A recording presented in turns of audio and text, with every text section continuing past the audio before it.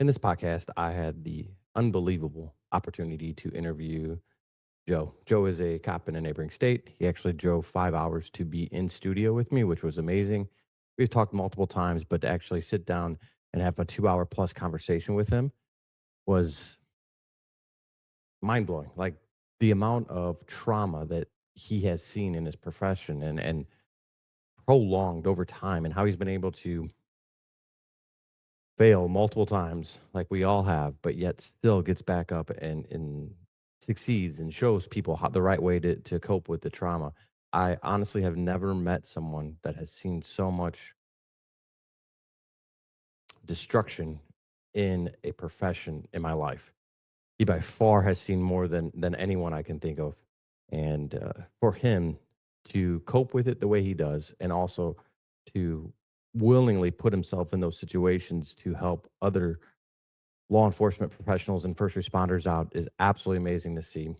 It was super humbling to have him come here. I offered many times that we could do it remotely, and he wanted to be here in person and have that conversation, which I always love. And it was just great. I mean, it was a great podcast just to see how he's able to deal with the amount of trauma that he deals with and how he's able to pass that knowledge on. Again, super humbled that he came all the way here, super humbled that he opened up to me, and super humble that he was willing to be vulnerable for everyone out there. But let me know what you think. So you got to ask yourself, why do you want to do this? What keeps you motivated to stay proactive and get bad guys off the street? The facts is a big cannon against a little tiny gun of opinions, because we've all heard people give us their opinions. Let's talk about how easy it is to get narcotics in this country. Once they're in this country, anywhere within 2 days, the drugs will be in our cities. Because we know knowledge is power.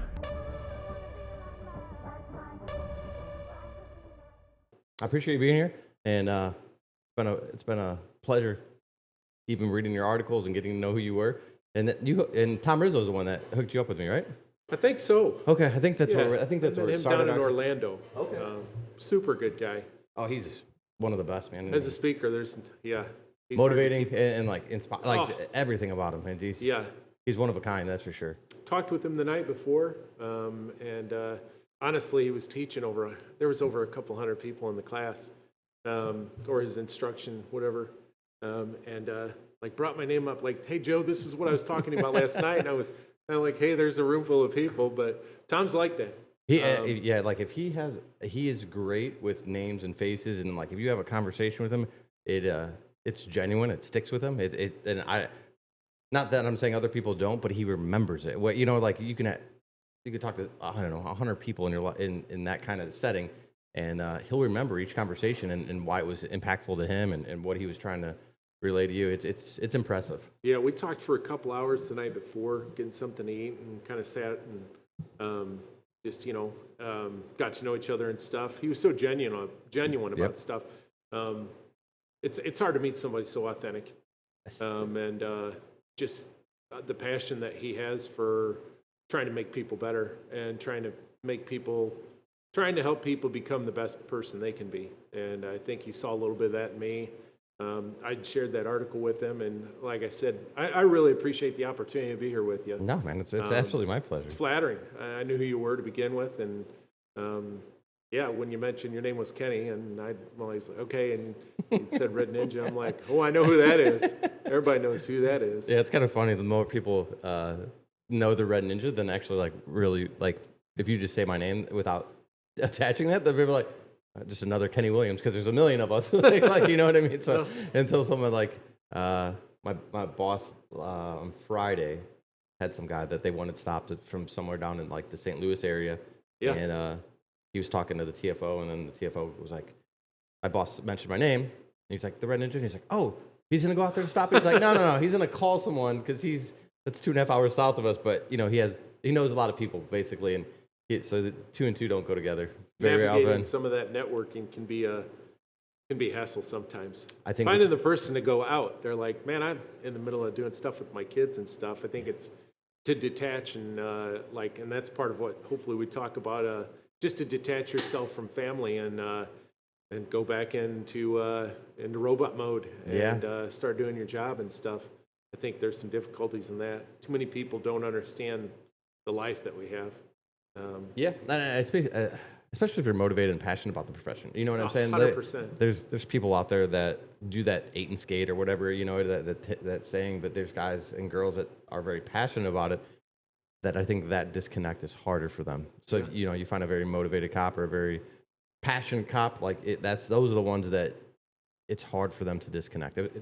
I mean, 10 years of me having the apps on my phone, so I knew every call for service. And that was 10 years of my life, and like even getting my work emails, like, you know, like now we've pretty much always had two phones, but it used to come to my personal phone, and I'm like, about 8 years ago, I was like, I'm done with that. Like, and it took me that long. It took my wife to kind of establish that with me. You know what I'm saying? Like, she was very tolerant, but eventually it was like, she's like, you're just always in your phone. Like, out to dinner, always in your phone. I'm like, and now it's like, I either give it to her, even my personal phone, or like I turn it upside down and like slide it over there, like to her, like, just because I'm like, man, I don't want to be that disconnected from my family in those times that I should be connected. It's two separate lives, that disconnect that you talk about. I've got a buddy, Bryce. He's the hardest working guy I ever met, but he is interdiction through and through. And it's 2 a.m. and he's watching his computer and sending messages out and emails and doing that stuff. What an awesome guy. And genuinely, like he's the first one on the field and the last one that steps off the field. You know, we have details, and he's out on the road at 5 a.m. before the sun comes up.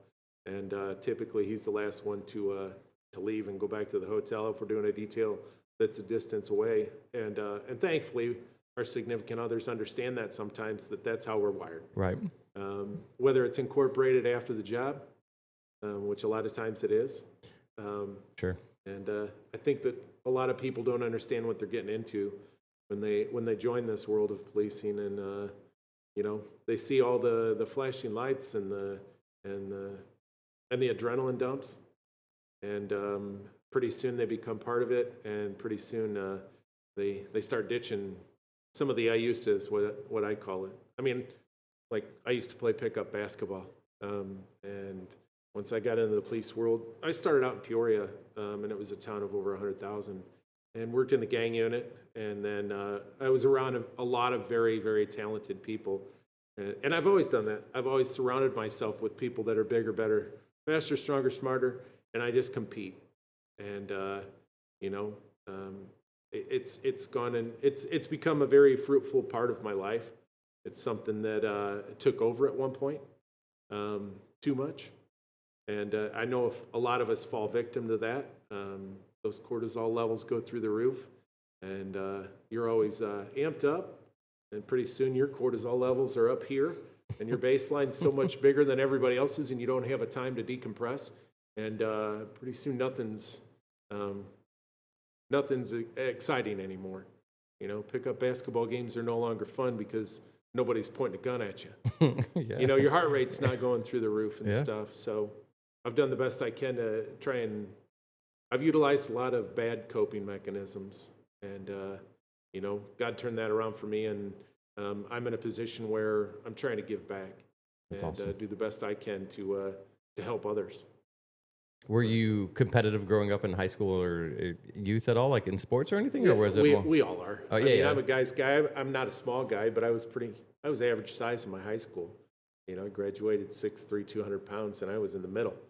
You know, and it was a small school. It was out in the middle of nowhere. We had 43 kids growing up in our class from K through 12. Oh, wow. And our football team had 11 people that were seniors, and they all went out for football. And that's just, I mean, I'm an 80s kid. That's how we grew up. Yeah, yeah. You know, cry later, put a Band-Aid on it, rub some dirt in it, get back to work. So growing up, what was that life like? Family, like siblings, mom, dad? Mom and dad were 80s peoples, you know. You know, I have a feeling that there's probably some people listening that can understand this statement. You know, if they said I shot in earshot, and they knew you were 5 miles away building a fort and starting a fire someplace to go fishing and hang out with your buddies, or four-wheelers or shotguns, that's how I kind of grew up. I grew up about an hour and 20 south of Chicago, and everybody associates Chicago with it. It's like, nah, cookie crumbled a little different for me. You know, I was out in the woods and hunting And, you know, there were kids that drove combines to my school. Oh, wow. Yeah, genuinely. But I grew up with a twin brother and an older brother. He's 8 years older. And my twin brother was a cop. Turn this off before I start getting piles of calls. My twin brother and my older brother were both police. Okay. And I know when we were very young, our brother took us for ride-alongs and poked around and did stuff, and you know, it's all we wanted to do. My older brother's pretty even keel, and nothing really gets under his skin. He was a lieutenant in Central Illinois in one of the bigger departments. Bought dope for years and years and years. Every family picture we've got's got him with long hair and a beard. That's awesome. And I'm working in a trafficking unit now, so that's why I got that. And then the twin brother, you know, worked for the state agency, and he was, you know, that guy was the most organized person you ever seen in your life, and hard work. We came from hard work. You know, our dad was a factory worker and stay-at-home mom, and like. It was an 80s situation. Yeah, you know? sounds like it. You did something wrong, you got the business, and you know, you did something right, and everybody cheered you on. But there was a lot of football, and it was a lot of you know, doing the best you can at school. What was the aspiration for all you guys to be cops? Like, where does that come from? Me and my twin fell in love with it. Like, our older brother was our hero. Okay. You know, genuinely, and he still is, if I'm being honest. One of the most solid guys you'll ever meet. I've never heard somebody speak ill of my brother, either of them for that matter. And we caught the bug early. You know, I always tell people I would have went in the military if it weren't for knowing exactly what I wanted to do. And a lot of our sons, military and associated with that stuff, pharmacists. Nice. Yeah, so we caught the bug early. We knew what we wanted to do. We both went to the same junior college, and then went to the same senior college or university down at SIU. And, you know, there was a lot of fun and partying, but there was a lot of hard work and a lot of good grades. And both my brothers I got hired last by Peoria. And, you know, it was onward and upward from there. It's a pretty rough town. Give credit to a lot of the Peoria guys. You know, that's a hard job to have. Still is pretty rough, right? It is. I think it runs neck and neck with Rockford. Okay. For some of the most violent crime rates. But, you know, when you're handling 30, 40 calls a day and you're running. I can remember writing 14 reports in a day, and I can remember, you know, it might have been a warrant here or a runaway and stuff, but it's still putting pen to paper. Yeah, yeah. So associating that, you know, it was busy. And you went from call to call to call, sometimes, you know, stopping to use the restroom and stuff. Trying to explain that to people, like, I can't just go to I can't go grab some food. There's no time to take a break. Right. We're shorthanded, so that's just the way it was. So kudos to those guys, because they super work hard. And then the state agency I'm with, there's a lot of people there that super hard work. You know, whether it's DUIs and it's not just tickets and seatbelts and stuff like that for speeding. It's there are a lot of extremely hard workers that are passionate about their job, as you are, out on the interstate. Well, yeah, I mean, I think we all have a passion, and I think that's like when you start to see successful people in any field, like there's some passion, there's some motivation there that's outside the scope of monetary gain or anything else. I feel like that motivation is something that is probably instilled in you at a young age, or instilled in you in the negative aspect where like you never want to go back to that lifestyle. So it's, you know, but I always feel like there's some exterior factor that motivates people, not necessarily the profession itself, that make those people successful, whatever the profession is. You talked about you got hired last. How was that being hired last? Was that kind of demoralizing, I guess, or was it? You know, I don't want to say I was the black sheep of the family. I was always the one that was gung-ho to just do things to extremes. And you know, I was running an ironworking crew, like all over the United States, with a friend of mine named Bill. And you know, talk about work hard and play hard, those type of people.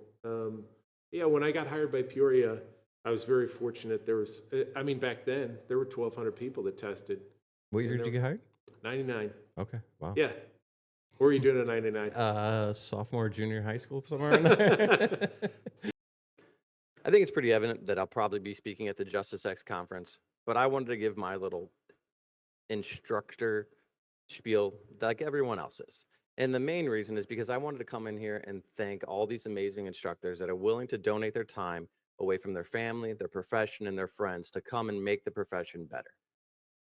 I don't know how I became so lucky with the ability to surround myself with amazing people in this profession. I have some of the most amazing friends in this profession. They're the most selfless individuals willing to go out on a whim and put a conference together with me and just to try to make the profession a little bit better. And I don't know how I pulled this off. I don't know what it is, but I'm beyond grateful for them.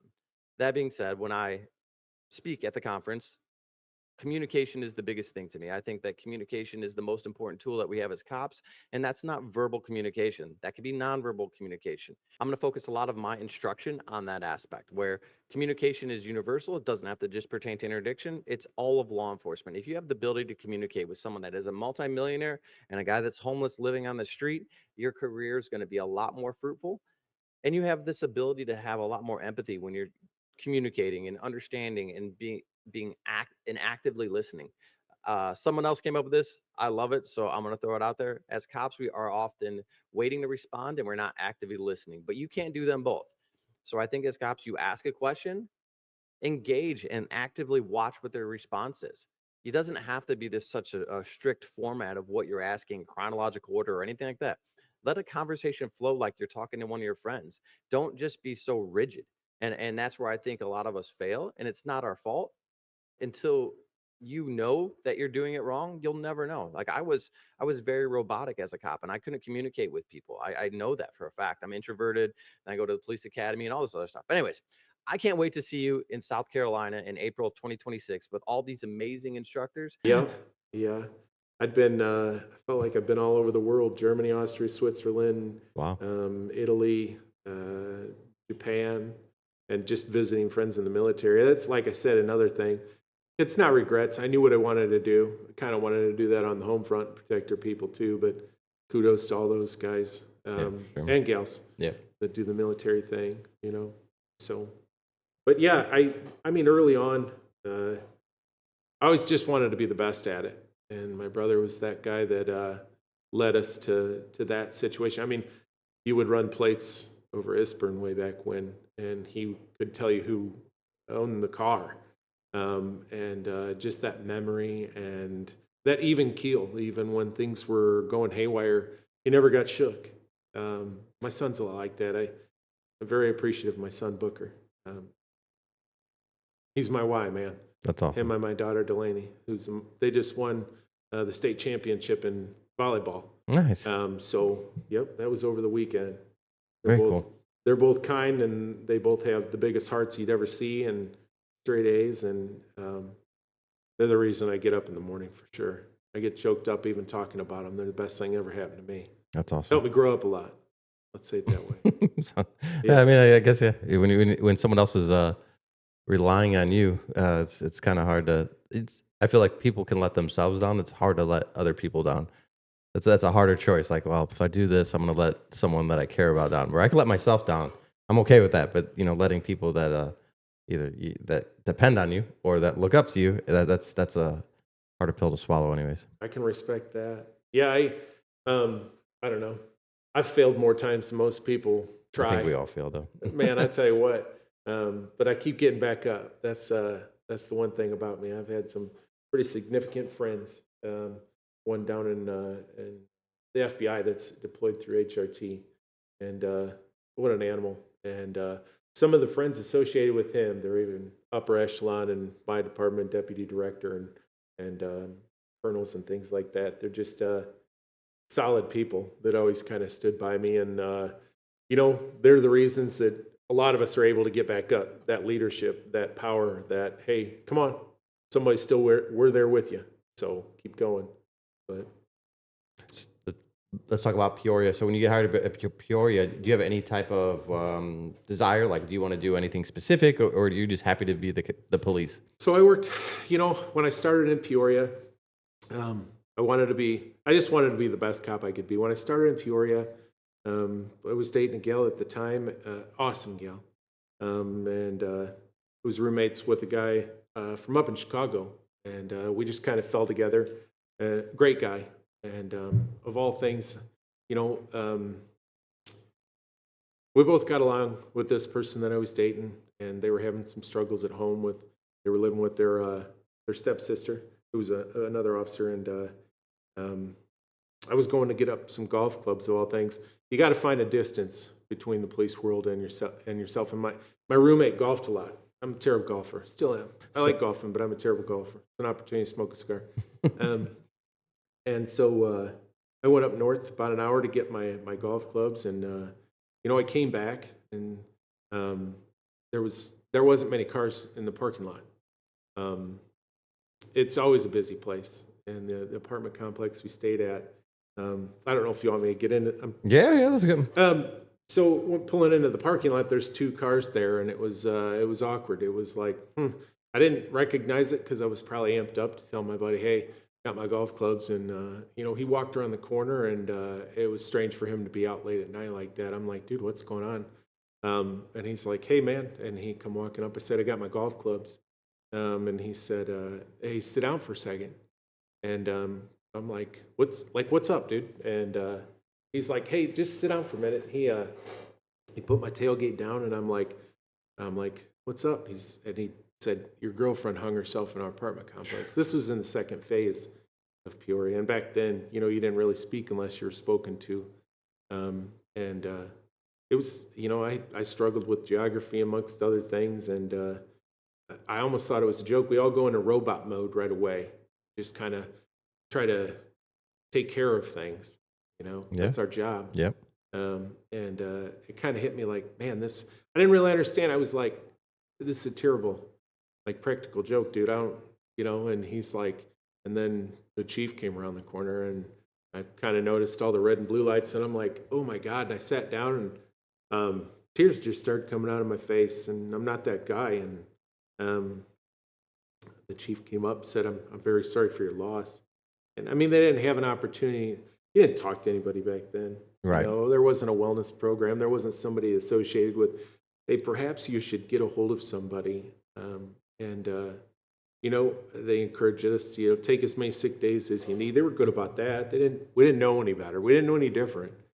So that opportunity to try and heal from that was non-existent. And so we went to a hotel, and my coping mechanism back then was to grab that square bottle with number 7 on it, and try and put that stuff away.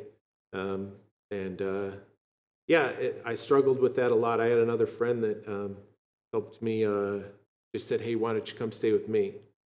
And she was an awesome person. I found a pretty dark place, and drank a lot.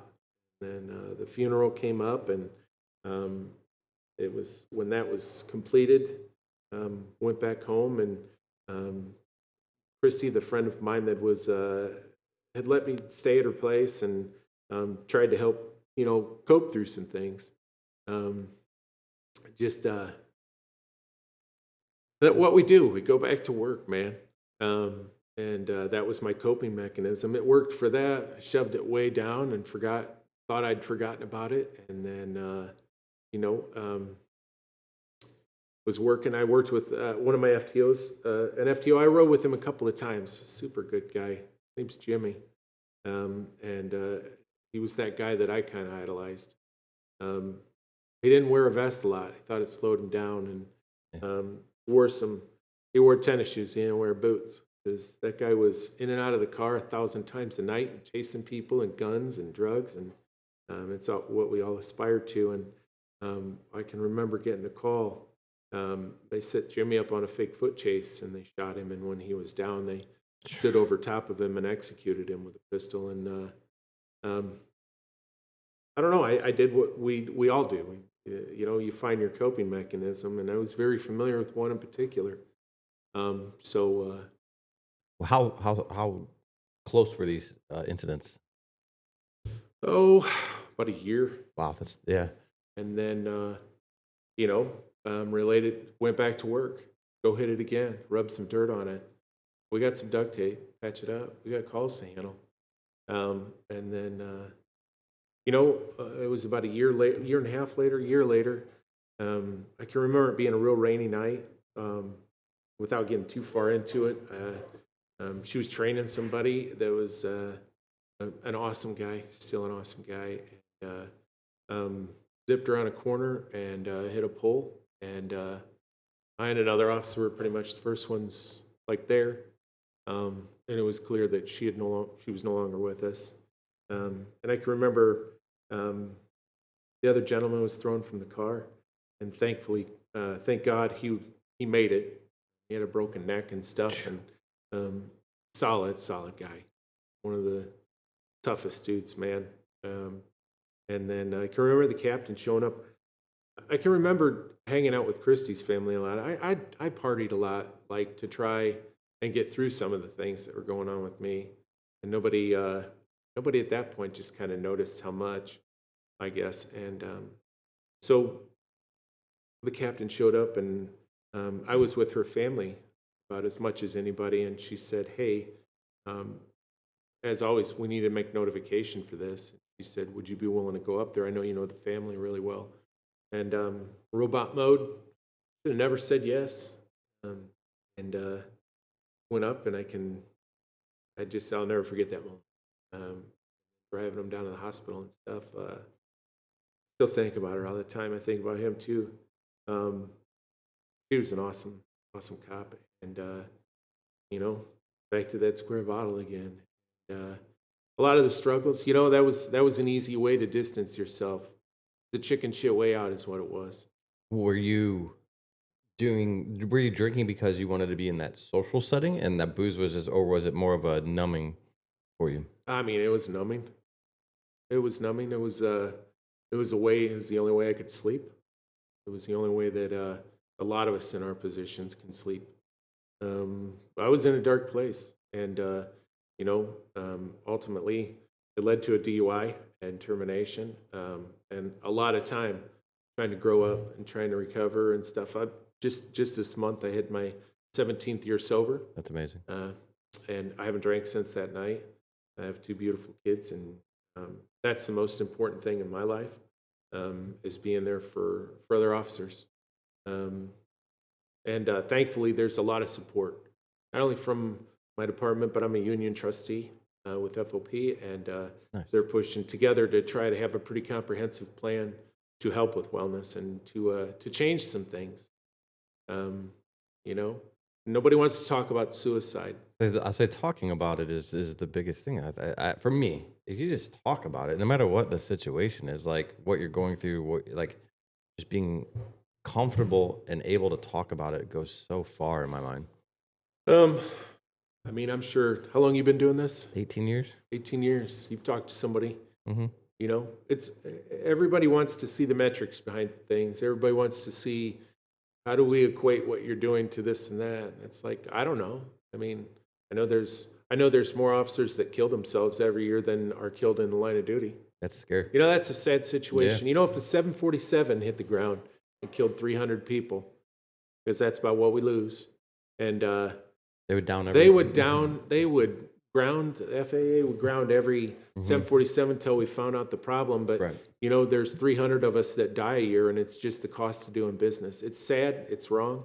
And I think people are recognizing that. We're starting to invest in people that can make a difference. I'm going to make a difference. I'm going to. I'm not going to stop until some things change.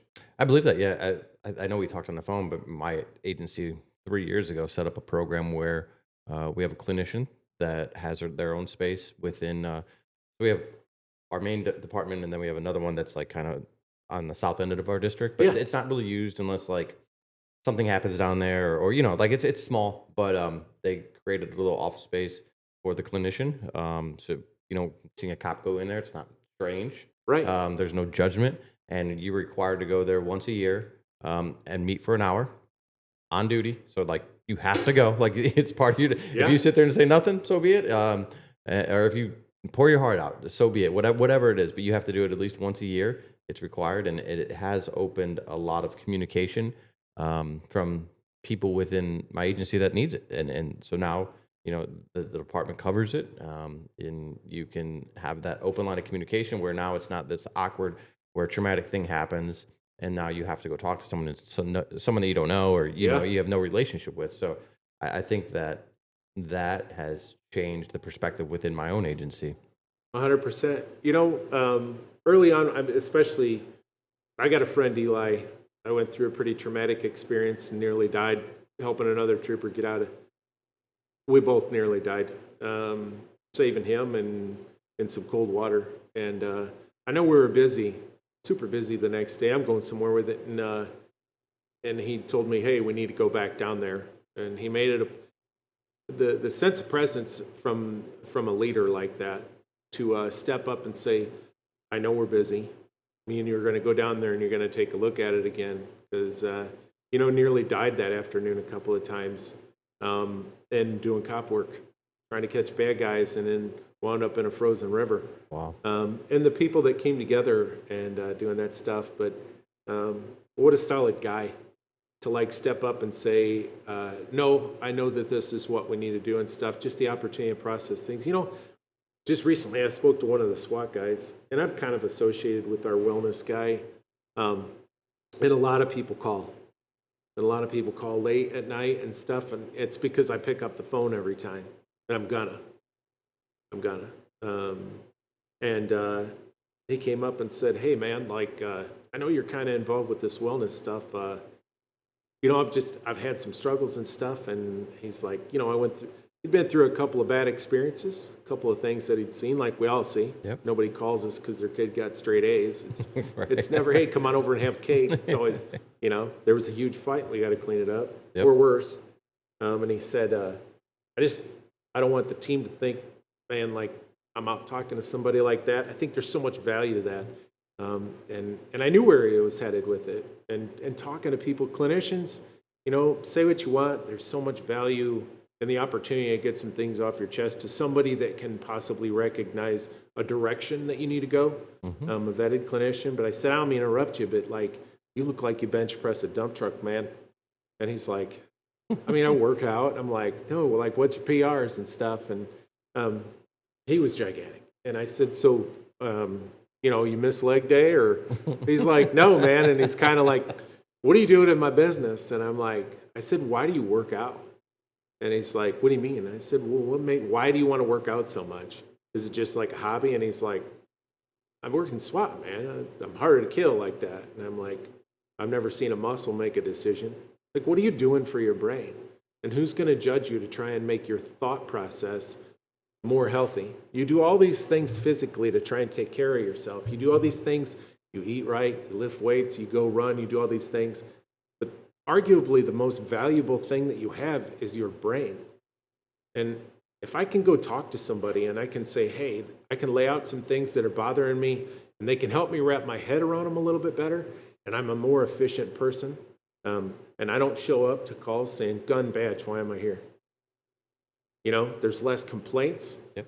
They're, you know, our employees are more efficient, the people that we supervise, and we're shoulder to shoulder with somebody that's stronger mentally. I'll take that any day. You got it. 100%, man. I think there's so much value in that. And I'm on a handful of CISM teams, one with the 100 Club, and Meg's incredible. What's the CISM? It's a critical incident stress management team. Okay. We do debriefs and we do defusings for critical incidents, line of duty deaths, officer-involved shootings, Okay. child deaths, things of that nature, triple homicides that recently happened and stuff. And I'm a peer. Are you familiar with the Chatham Why Not incident? The No. car that ran through the side of the building, basically a daycare. I don't think so. No, I haven't. So just the rudimentary Yeah. portion of it, vehicles going down the road, something happens, car goes through a building, the building happens to be a daycare center, and the daycare center, the portion that they drove through, was basically a basketball court. And, you know, went through and through, took about 3 little first grade girls with her, and one of the 18-year-old counselors, monitors. But I remember coming from a long way away. And my friend Brian, he's a canine guy, incredible canine guy. Shout out to Brian and his dog Riot. He's super, super like passionate about his job, but he's that guy that's always listening to every channel, you know, and recognized it. And we hurried there. When we got there, the officer that was the town officer and several others had covered up the bodies of the kids and stuff. And, you know, I can remember seeing those guys and some of the pain that they went through and showing up, and you always get the looky-loos. It's not their fault. You know, everybody thinks, you know, why are you taking pictures? It's because they want to be part of it, but they don't want to be part of it. Right. You know, they see the dinner, but they don't want to pay the bill. They don't want to be standing there trying to clean up the mess. They just want to say, oh my God, what's happening? I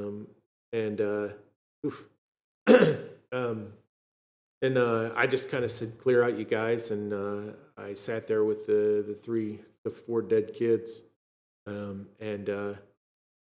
And Eli again, he's like, I was there for about an hour and a half, you know, and it was a windy day. And I can remember they parked buses in one of the engines, and I had a pickup at the time, squad, and boxed it in so people couldn't see. And, you know, I can remember the coroner showing up, and I can remember just sitting praying for the kids' families. And it was so sad. I don't think people understand. I sat there for an hour and a half. I didn't want anybody else to be there. I was like, I'm already compromised, man. So I was asked, like, why would you put yourself in another in that situation, knowing that you've already been through so many of these incidences, and Why? Retriggering past memories, or however you want to word it. Just like you, because I can take it. I guess I want to take it. I want to take the pain for everybody. And that's what we do. Yeah. Show up and we're like, hey, I got this, and be that alpha, and I'm going to stand tall and take care of business. And I stood there too long. I know every time the wind blew a little bit, and the little blonde hair that was whipping in the wind, and seeing the little pink socks, and and the little butterfly on the sock and stuff, and just sitting praying. You know, I can tell you, if they watched my body cam that day, I feel bad for them, because all they heard was me just praying for the families for a long time. And Eli said, get him out of there. He's been there too long. You know, and then they did a debrief on it, and I'm trying to do too much. And my friend Kevin said, hey, we got this. You don't have to. I'm like, I'm the one that's familiar with all the teams and doing this stuff. And he said, then just give me your phone or give me a list. We'll take care of it. What a stand-up guy. Fighting some medical issues, and boy, one of the strongest, toughest guys you'll ever meet. He's lost a bunch of weight, and trying to deal with some issues and stuff, and that dude's hard as nails. But you know, just I left that situation, and I went and hugged my kids, and just broke down, just hugging my kids, my daughter and my son. And yeah, it shakes just thinking about it. But the transition from being a peer there, we're trying to know what it takes to maybe help people walk through some of those things, to recognize that they've been through a critical incident, and that it's okay not to be okay. It's okay to want to talk to somebody about some things, and to, you know, pour your heart out to somebody, and somebody that you trust. I think I know there's value in that. And doing the best you can to take care of yourself physically, but mentally, you know, that's the thing that makes all your decisions. Yeah. What are you without your brain? No, yeah, I completely agree. So, yeah, the thing that going, I used to say I was a patient in that, and my friend Kathy said, no, you were a participant. And seeing that debrief go down for those directly involved, and trying to utilize some of the training that I had for the CISM certifications. I've been to 2 different classes just to try and see it from 2 different perspectives, and I've helped with a couple of line of duty deaths, and thank God. I pray I never have to for an officer, a suicide. But that's that S word that nobody wants to talk about. Yeah, it is. It's And you can't be afraid to talk about it, Kenny. I know it's a sad topic, and for me that's why it's hard. It's not that I'm I don't know, like no other feelings besides it's a sad topic because it hasn't changed, and like I don't have the answers, and that's where that's where in my mind that's why it's a hard topic to talk about because I don't know what how to fix that problem. I just had a lady, her name's Lisette, on, and she does a lot of like similar things like that, but it's focusing on the family, that mediator with the Chicago PD, and she said that like Chicago PD has if not the highest, one of the highest suicide rates in the country when it comes to law enforcement, and it's just I flat out asked her, and I'll ask you, like, do you think that part of that is the lack of support from administration? There's a lot of theories on it. We're their biggest stressor, and they're our biggest stressor. Talk about the public. I mean, nobody likes the police anymore, and it's a rough time. I mean, when in teaching some of these classes that I teach, there's a lot of complaints from officer level. But I just taught one of my classes in Naperville, and kudos to the chief there, man. Jason's solid guy, somebody that cares about their people and puts them in front. And I don't think administration. I do think that they want the best for us. There's a really good. More of them care more about us than we'll ever understand, and it's hard for them to maintain what they're doing. And I mean, we're their biggest stressors too. Right, I get that. Yeah, we can't get out of our own way sometimes. And, we've all seen it. We've seen the guy or the gal with the struggles that is, struggling with a lot of issues in their life and life issues. And your good supervisors will step up and say, hey, let's go have some coffee. What's going on with you? You don't seem like you're the same. Is there something that you need to talk about? Is there something you need to do? And there are a lot of, I've been very fortunate. I've had a lot of good supervisors. And I know a lot of the administration on our side. And you know what? Stand-up people. And everybody wants to point fingers one way or another instead of just saying, what can we do to do things better? Yeah. Yeah. Where's your heart at? What's important to you? And it's your brothers and sisters. I'd do anything I could. I've found a lot of dope and guns and money and drugs and you name it and stuff. And I would trade all of it to have one of my friends that I've lost back. And we all would, but my brothers and sisters are important to me.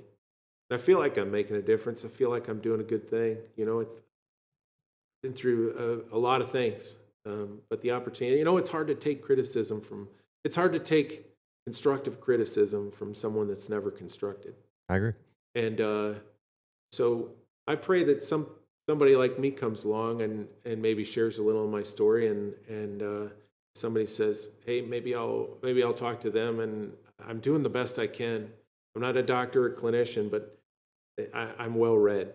And you lived it, like, yeah, you know what I'm saying. Yeah. So like that, I think that goes a long way too. When you have someone that you've had multiple critical incidents that you've talked about already, and I know there's more. Like now you can relate to, and I mean it sucks for you, but you can relate to so many more first responders that are dealing with that because you've dealt with it firsthand. We all have a journey. You've been doing this 18 years. I guarantee you there's some bad things you've seen. Yeah. There's some things that, I'm not saying they wake you up in the middle of the night or what they do, but, at some point in our life, we all go through that. They talk about PTSD and diagnosed, and it takes a clinician's diagnosis to do that stuff. I think all of us suffer a little bit, not even in the police world, the fire world, first responders. I think a lot of telecommunicators are overlooked. I agree. When they've gone through, an officer involves this and that, because they're the ones on the other line that can't reach out and help you. They just have to sit through it and marinate it. And that's got to be difficult. Or seeing your friend, we had that El Derecho,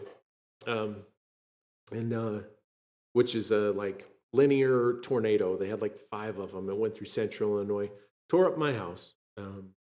And thankfully I had some good insurance because I got a lot of it repaired.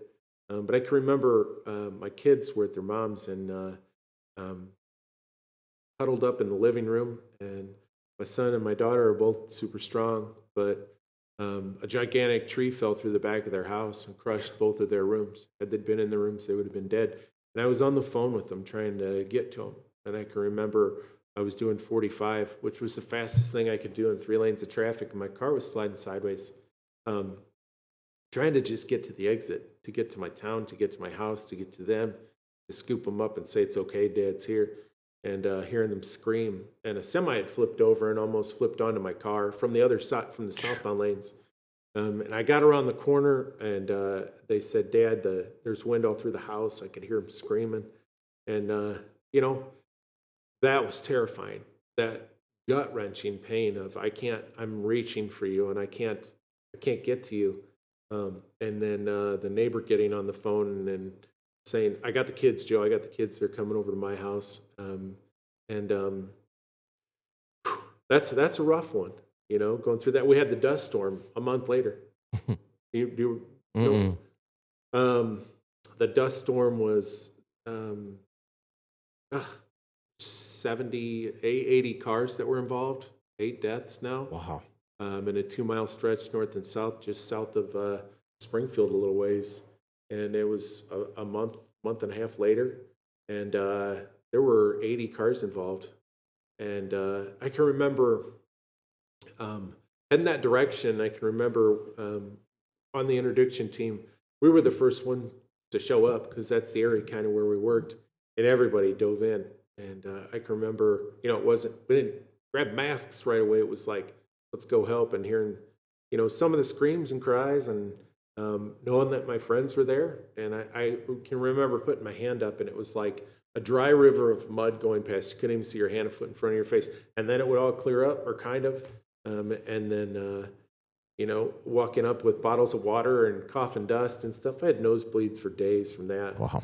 And then one of the funniest things I ever heard an elderly lady say in my life, I walked up to her car, and we were trying to get cars out of there that weren't involved directly in the accident. We're like, hey, you're sitting in a bad place. Let's, can we get you out of there? And I walked up, and I don't know how old she was, God bless her. But I said, and it was a nice Lincoln. The bumper was hanging off the back, and I'm like, ma'am, can I help you? We can get your car out of here. She's like, get in. And she scooted over. And I can remember, I'm like, look, you can go north in the southbound lanes. Everything's cut off up there. And then just turn at the exit and stuff. I said, that's going to tear your bumper off. And she's like, send it. And I'm like, I don't know if she had grandkids or what, but I'm like, all right, full send. And the bumper came off, but we got her northbound and out of that garbage and stuff. And then you head right back into it.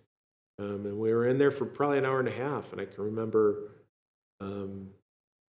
getting home and taking that shower, and the entire floor of my shower is mud, and trying to translate that to people. They don't understand that, I'm waiting for the next day. What's going to happen next? It just doesn't end. Yeah. Force fed that diet of heavy stress. You'll be fine. Let's go. This is what you signed up for. I didn't sign up to not recognize the person in the mirror anymore. Yeah. We get to that, we get to that. It's sad, but it's sad. It's not a far journey. If we're, you start to incorporate that you're the boss of everyone, or when you're not at work and something bad happens, kind of your fault, or had I been there or something. Yeah, those are thoughts. Those exact thoughts are the ones that I have.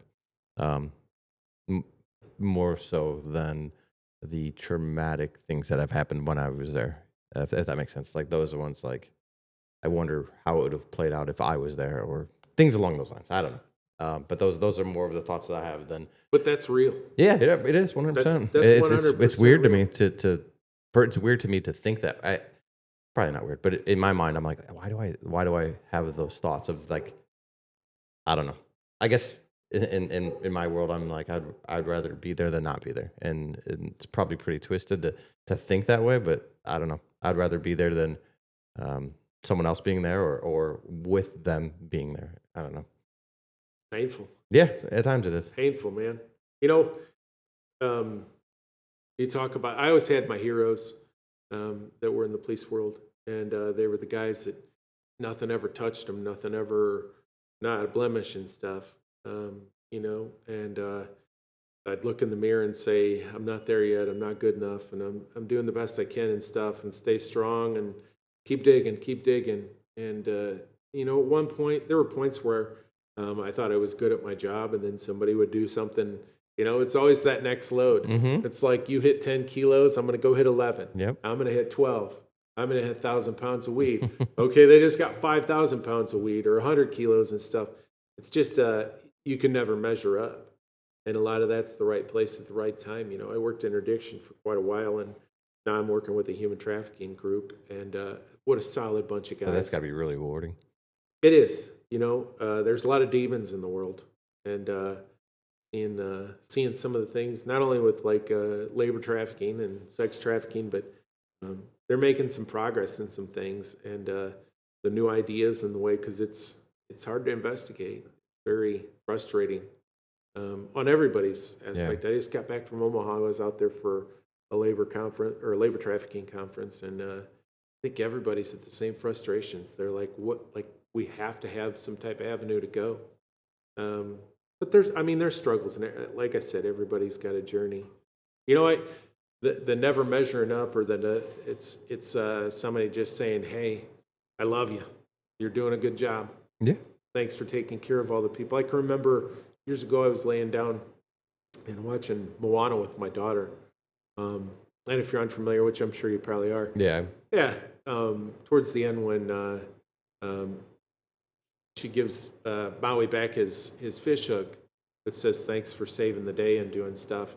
Like, I've got tears rolling down my face. And during a Disney movie, and my daughter's looking back, and I'm like, and she's like, "You okay?" I'm like, "Yeah, I'm just super happy he got his fish hook back." Like, you know, just that appreciation for like taking on those struggles, and to, I don't know, you internalize things so much. I had a friend, and just you internalize those things so much. There's things. I do have a question. So you talked about losing your girlfriend at a very young age. Two questions. Were you a drinker before that, or like socially in those types of things? Yeah, it just amplified things. Okay. It's like a massive catalyst, and it wasn't like really young. I got hired when I was 24. And like I said, I was in the second phase of my job. And I can remember, it was just the only thing I could do to cope. I mean, that's what we all did. I kind of fell into a group of people that partied and did things, and I elaborate quite a bit of this when I teach. You know, you associate that's what we did. Everybody, something bad happened, we'd meet up at the bar and everybody have some beers and sit and talk about stuff, because you couldn't talk about that to your family. Right, yeah, that's true. God forbid you talk to your spouse, or you can't talk about that stuff to your kids. Who do you talk to? Yeah. Another cop. True. The only person that understands. Yeah. Yeah, hard. When she had passed away, going to drinking more, was that because of, like, you didn't understand why she did it? Like, there's so many unanswered questions, or was it just the simple loss of her? I didn't know how to cope with it. Okay. Yeah. There wasn't answers. Their answer was, "Hey, take as much sick time as you need." You know, I can remember being at her funeral, and I can remember like leaning over and kissing her forehead, like kissing a dead body, and I wasn't okay. I was not okay. And it wasn't the start of things, it wasn't the end of things, but it definitely amplified things quite a bit. You start making choices that, okay, this type of coping worked. I forgot about it tonight. I was able to sleep. I got so drunk, I went to sleep. Yeah. By God, I woke up 8 hours later and I had a hangover, but at least I got 8 hours of sleep. You know, what you don't realize is the sleep debt involved, and trying to catch up with that. I mean, that's how you kind of process things, is in the middle of your sleep when you're in REM sleep. Like the coping mechanism, EMDR, eye movement desensitization and reprocessing. It's a type of therapy that they use, counselors and stuff, to magnify some of their opportunities to do some things to get your brain to work.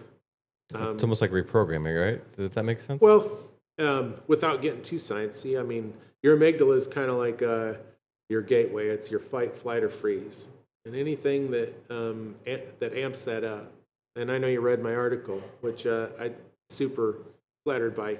But that smell of brains, that smell of stuff, I smell that stuff. I smell vinegar. I smell something metallic. I go back to that thing, and all of a sudden my heart's racing, and my cortisol levels go through the roof, and my heart rate goes up, and there's more sugar in my blood, and my adrenaline glands dump a little bit.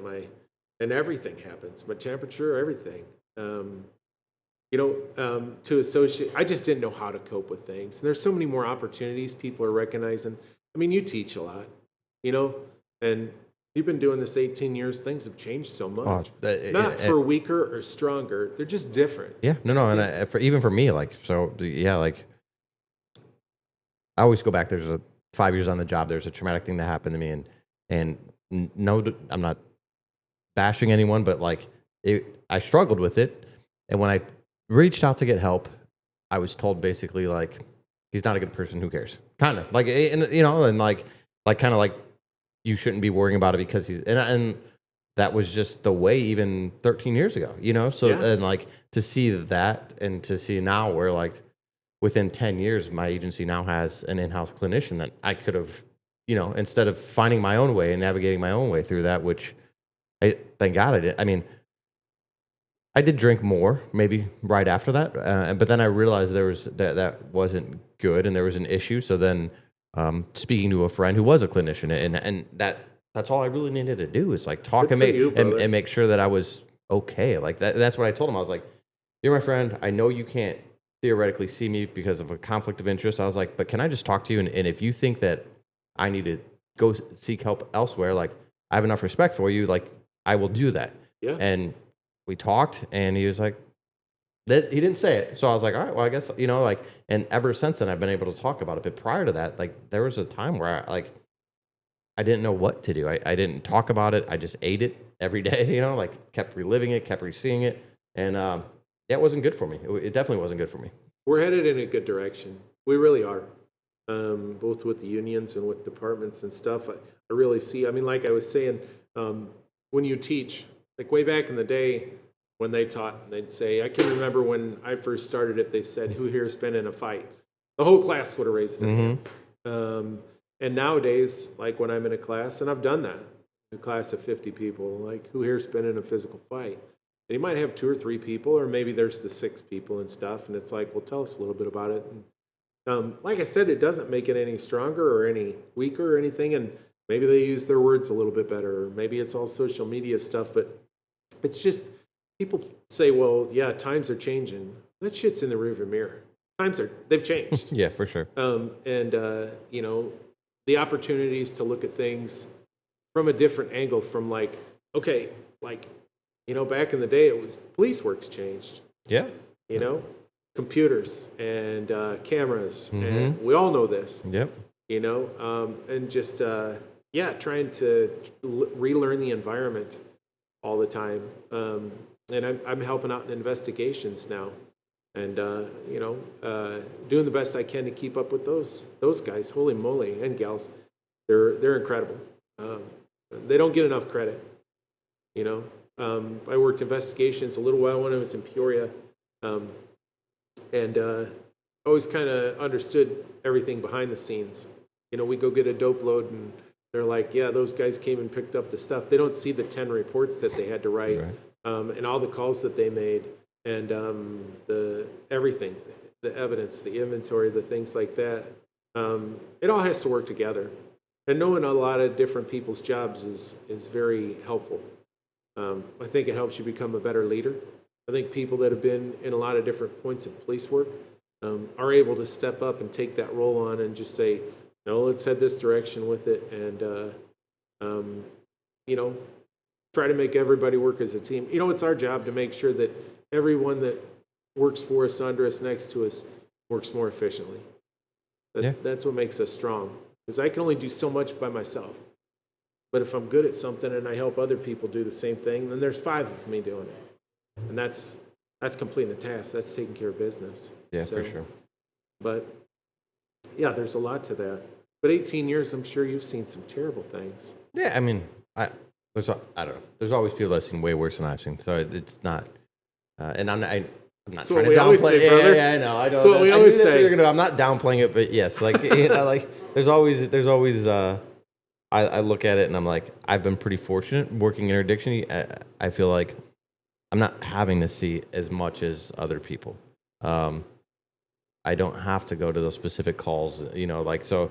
I've been very fortunate in that avenue where I'm not seeing as much as other people do, and I believe that. I'm not saying that I've never seen things, but it's like now, I don't necessarily have to go to see those things. Where like you're working patrol and you get dispatched, you're going. You have to. It's like, and where me, like I have a lot of flexibility and freedom with my assignment. So, I'm just not stuck in that same environment as guys and girls that are working patrol. So I don't get stuck in seeing a lot of that traumatic stuff. I think that's fair. I think that's super fair. The accidents, working in town and working out on the interstate are so different. For sure. It goes from gunshots to terrible accidents. Yeah. You see horrible things. It's all traumatic, but yeah, I'm not seeing that pure violence aspect of it where you're dealing with people, fighting and shooting and stabbing each other. Now the accidents are, when it comes to the injuries, are probably times 10 than working, like a city that's going, each person's going 20 miles an hour. Now you're looking at 70, 80 miles an hour. And even if that car goes off the road and hits a pole, it's pretty traumatic, for them, injury wise. 100%. So Or a semi. Yeah. Yeah. That's Absolutely. 80,000 pounds and Right. Tired and Yep. falling asleep at the wheel. And, instead of one car, they hit 6 of them and Yeah. everybody's gone. Yeah. And you're the one that's got to clean those up. You're the one that goes over and picks the arm up out of the center median and says, hey, I found an arm, and things like that. It's just different, I've been through all the bullets and all the broken bones and blood and stuff and the fights. And then going to this now and seeing the horrible accidents. Like you said, the speed. You're spot on when you start talking about that. The difference in speeds and the things but that's the environment we work. Somebody's got to step up and do it. But you saying, I'm sure other people have seen worse. I knew as soon as I said that. You're 100%, man. That's what we all say. I know. Yeah, it's all subjective. It's like I understand that, and everybody sees things different. But what are you capable of processing? What are you capable of? How much can you shove down your gullet? Rizzo, Tom, wrote the book Kamikaze. Mm-hmm. Thoroughly went through that. And he talks about he talks about the 3 different vehicles that you drive, Yep. Whether it's the sports car and in between and the sedan towards the end of your career, and the guy that's hot or the gal that is hot and heavy for guns and dope and all those things. And then the person towards the end of their career where they're like, hey, I just want to handle my calls and make my 3 stops. And, the boss is happy with me. I'm working day shift. Just let me get through this. And I'm almost on my way out the door. But he kind of encourages you to drive all those cars. And if you're uncomfortable driving the sports car, then jump in the passenger seat and cheer them on. Just experience it. Yep. I think towards the end, when you retire, you don't want to look in the mirror and you don't want to be like, I could have done more. I could have done something. I think everybody struggles with that. And necessary. We talk about the big S word, suicide, and the rumination of for all of this time we've been the decision makers. We've been when we get a call, we have, we get there, we've got 12 seconds to make the scene safe and another 30 seconds to allocate resources, and then you start preventing more people from being in the bad situation and doing that type of stuff, to the point where, hey, I'm retired. What do I do? And if all you've identified is that alpha that solves all the problems, then, suicide's very selfish. I think we can both agree on that. I agree. And then at what point do you start saying, well, I'm not able and capable. They're not calling me to do all these things. Maybe I don't, just eating and taking up space. At one point it becomes selfless. And instead of feeling like, hey, I'm spending time with my family and doing this stuff, you're like, hey, I'm in the way. I'm a burden. I don't want to be here anymore. Nothing amps me up. Nothing keeps me going. I think, at that point, if somebody doesn't recognize it and step in, that rumination, tomorrow's not going to be any better, tomorrow's not going to be better. I think that has a massive impact on the suicide rates. Yeah, it is strange to me. Like, it seems, for me anyways, we've had some local people that were like, I don't know if you guys have the drop or whatever, but that's like you put in like you're going to leave at this date, and basically your pension kind of gets locked in, but you get to build up that pension, and then when you leave, you get a check for whatever your 3-year salary is or 5 years or whatever. We've had a couple people locally, not at my agency, but locally, that were in those programs and then went off and committed suicide. And that exactly what you're describing is probably what was going on in their mind. Like, there's the end right there, and it's sad because I don't know. I feel like a lot of us work to then have that flexibility and freedom to then go and do what we want, spend time with family, spend time with friends, but you just did not get there. So, I think we've all, in this career, if you've been doing it for an amount of time, you're going to run across that situation. I mean, I think that it's a paramilitary environment. When I went to the academy, I was 43 years old. It was not easy. And I had a lot of friends there that helped me get through a lot of things. I think the physical parts of it were very difficult. But we go through those things, and it's very similar to the military. And what we do is we train sprinters. And Gil Martin's book, Emotional Survival for Police. They talk about raising sprinters. You keep your head on a swivel. You watch your six. You keep all your things, everything you got, your guns and your car. You keep everything squared away and oiled up and stuff. And then it's just like the military. You keep rocking and rolling. You watch your six. You do these things. But what does the military do after 4 years? 82% of the military retires. So they've raised a bunch of sprinters to do the job. And what do they do with the police? Either at minimum 20. They enter them in a 20-year marathon. Yeah. And how are you supposed to last? I never how are you thought of that. supposed to last, man? You're a sprinter.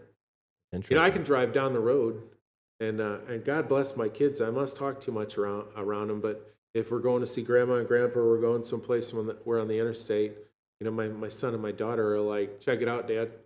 There's a bracketer on the plate, and they got, they got a tail light out, or they got, they're from whatever here and there and doing stuff and, thinking through things. Or we go to a restaurant and you ask them, like, how many people are in here? And they can kind of tell you. My daughter's got this crazy ability that she knows north, south, east, and west, that probably better than anybody I can believe in my life. And you're like, hey, point north, and she'll do, like, she's like, that's north, that's north. And you're like, I don't know how, she was doing it when she was 5. That's crazy. It's crazy. But everybody has their talents, I guess. I don't remember even where I was going with it. It's sidetracked, man. No, it's all good. Do you think with the evolution of body cam that what I would love to see is that people get to see the full spectrum of what law enforcement is? I see right now where we get body cams of like cool drug busts or good or bad shoots, but like you don't get the full range of seeing what a cop does day in and day out. And my hope is that someone eventually even creates like a montage of like entire days of what police are dealing with on a regular basis to give society a full perspective of what it is.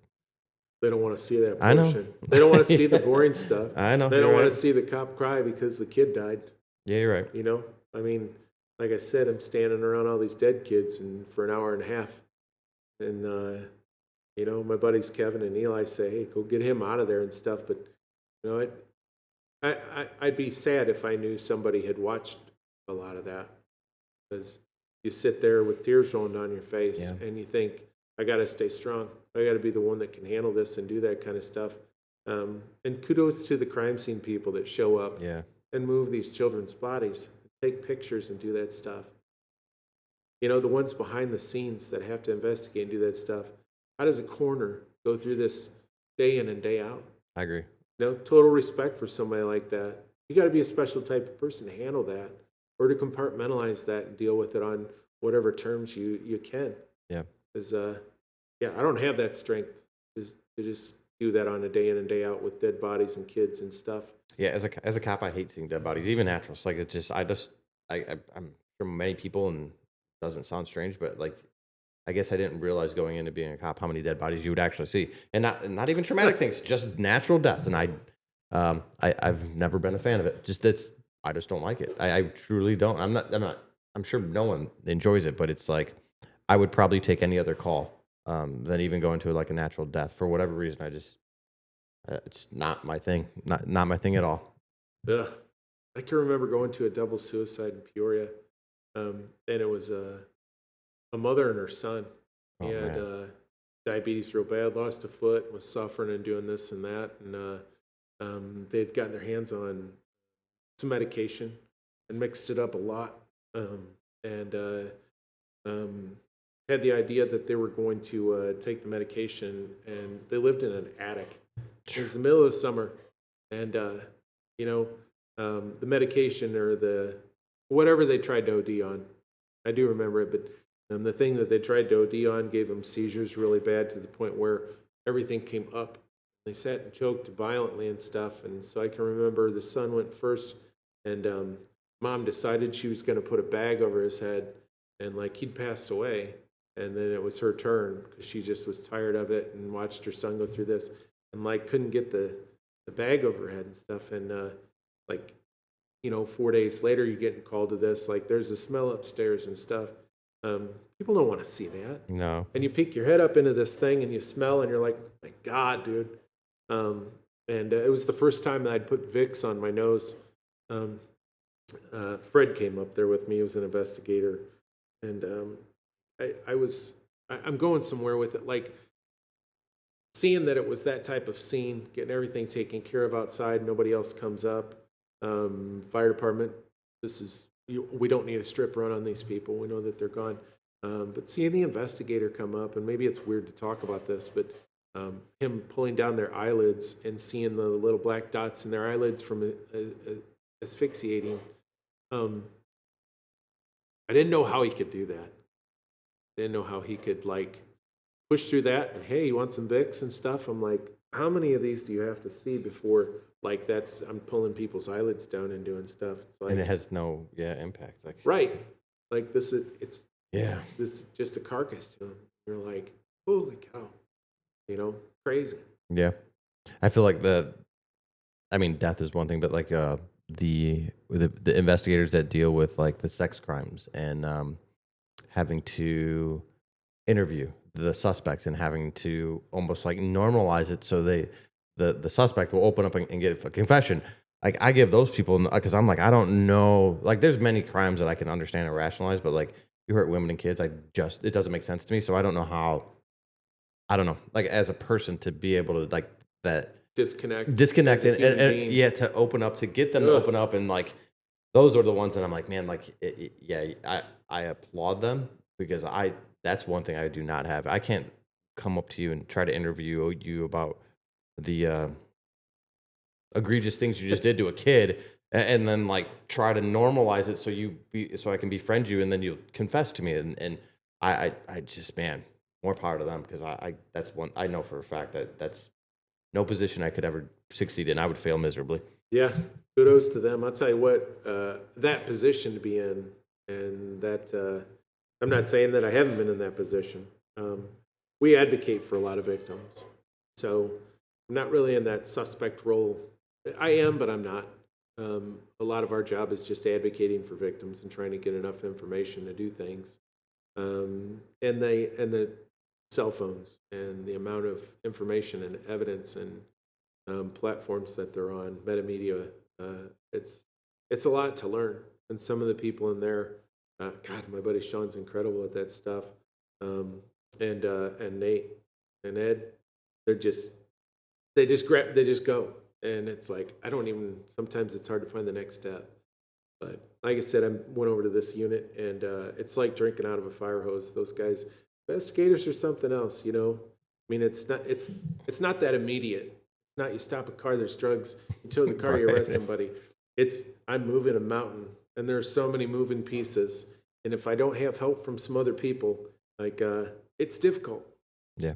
Difficult. So That's why. we've got some good leaders, man. I tell you what, some of the guys I work with are incredible. And the bosses are just the same.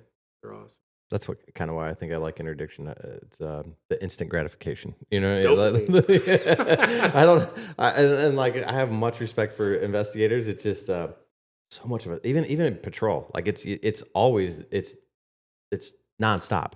Yeah. Detective, it can be nonstop, but it also can be very like slow and methodical. And to be able to change gears like that is pretty impressive. But yeah, like I don't know. I think that's why I like just being in patrol or working interdiction, because it's instant gratification and it's there. I don't have to do anything else. But spending 6 months, a year in an investigation, knowing that the results at the end are going to be good, but like it's a long time to get some gratification. Yeah. Got a buddy that teaches too, and he's kind of got me into this stuff. Probably one of the smartest dudes I've met, Zach. And I can remember working down on 70. We were doing a detail, and I stopped this car or this truck, and ended up finding 5 kilos in a trap.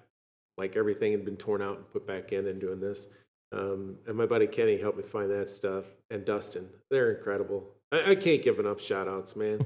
I really work amongst a bunch of heroes and titans. They're crazy good at their jobs. But I pulled them over because I knew Zach spoke Spanish. And I didn't know if that was going to be a necessity. And I'm like, oh, there's my buddy, and he's super smart. And I associate him with like, okay, we're in good shape. We got all of our bases covered. And then he pulled out right as I was pulling him over and stopped a different car. I'm like, because they're like riding bumpers. And I was, I hear him like shortly before I even got to that point. He's like, 2 in custody and controlled substance trafficking and stuff. And my 5 kilos, he had 125, and I'm like, man, I'll tell you what, you one-up me on everything. You're a better teacher, you're a better instructor. But that's within a mile of each other. If people knew the things that were going on around them, it'd be terrifying. Yeah. People would be like, there's no way. And it's like, one of your podcasts, I've done a little research, and you talk about things in town. And the number of people in town versus 15% of the nation, or 15% of people like have, if they do a gram of drugs a week, and figuring out how many 11 and how 18 kilos, right? Seeing that stuff in town and doing that stuff, like it's just so much different out on the interstate. As you know, you're dealing with just monstrous things. I've seen 6,000 pounds of weed in a semi truck. And if people knew that was going by them on a regular basis, right, or whether it's in trains or on planes, or when I started, I worked up in Pontiac, and I always drove by the airport. I'm like, one of these days, man, I'm going to see this little Cessna unloading like bags into this minivan, and they're going to be headed up to Chicago, and I'm going to seize a Cessna so that somebody can say, you were graded last week? And they're like, yeah. So a lot of it is just staying vigilant, working hard. Like I said, my buddy Bryce, man, that cat, he don't quit. He doesn't quit. He is the hardest working. He's a machine. We talked about disconnect to stay like mentally stable. Like, where do you think that falls in his life? Sometimes I wonder. I don't know how he works so hard, because he's a cattle guy, and he's just super smart. And he played college football, and he's an alpha. And I don't know. There's no other way to say it. It's about win, win, win.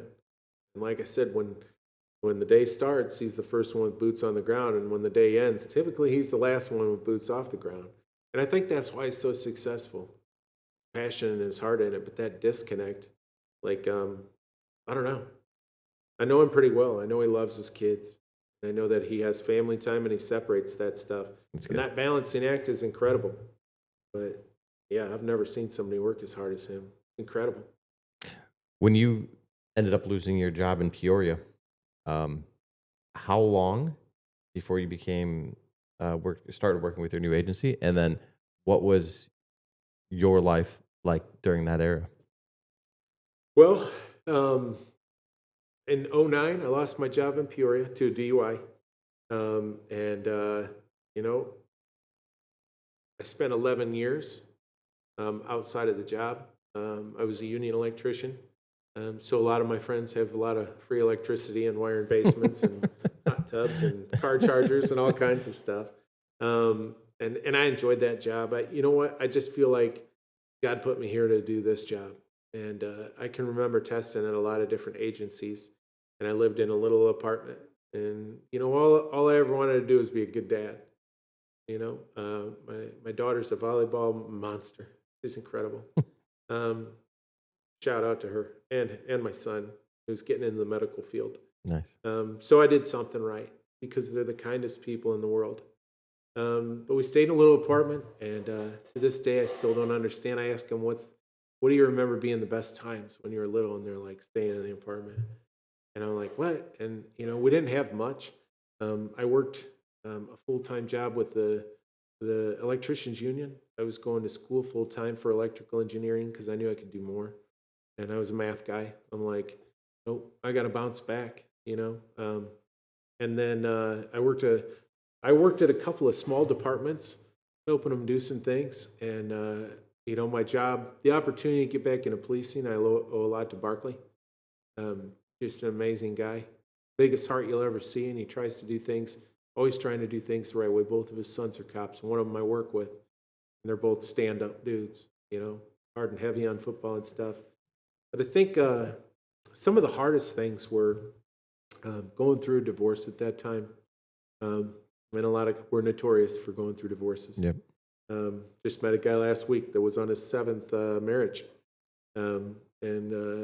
I have it in my head that it's probably associated a lot with the job, with people that just don't understand us. But the going to school full time, and I can remember my son being real little. I remember him being 7 years old and me getting home and starting to make mac and cheese. And, you know, I ate a lot of rice and broccoli just on my own because that's what I could afford. I made sure they had their chicken nuggets and did whatever. Because I always wanted to be a good dad. I'll own that. That was in my heart, and I think I've done a good job with it. There's nothing better than my kids saying, I love you, Dad, or get a hug from them. And like I said, that's my reason to get back up. You know, rock bottom's built more champs than privilege ever did. Yeah, it's true. So, and I had a lot to learn. I had a lot of growing up to do. And going through a divorce, losing a house, losing a job, and potentially like my career.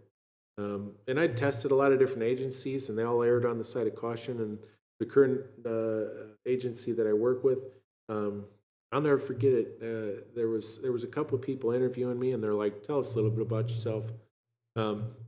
And I can remember a lady that was a colonel there, and she was a lovable, one of the Bulls cheerleaders. God bless her. If she knew how things worked out, she'd probably look in the mirror and say, "I did something good." But you know, she said, "Tell us a little bit about yourself." I'm like, well, "Buckle up." I'm like, you know, I told them my story, and she was very encouraging, and she's like, "We'll see you soon."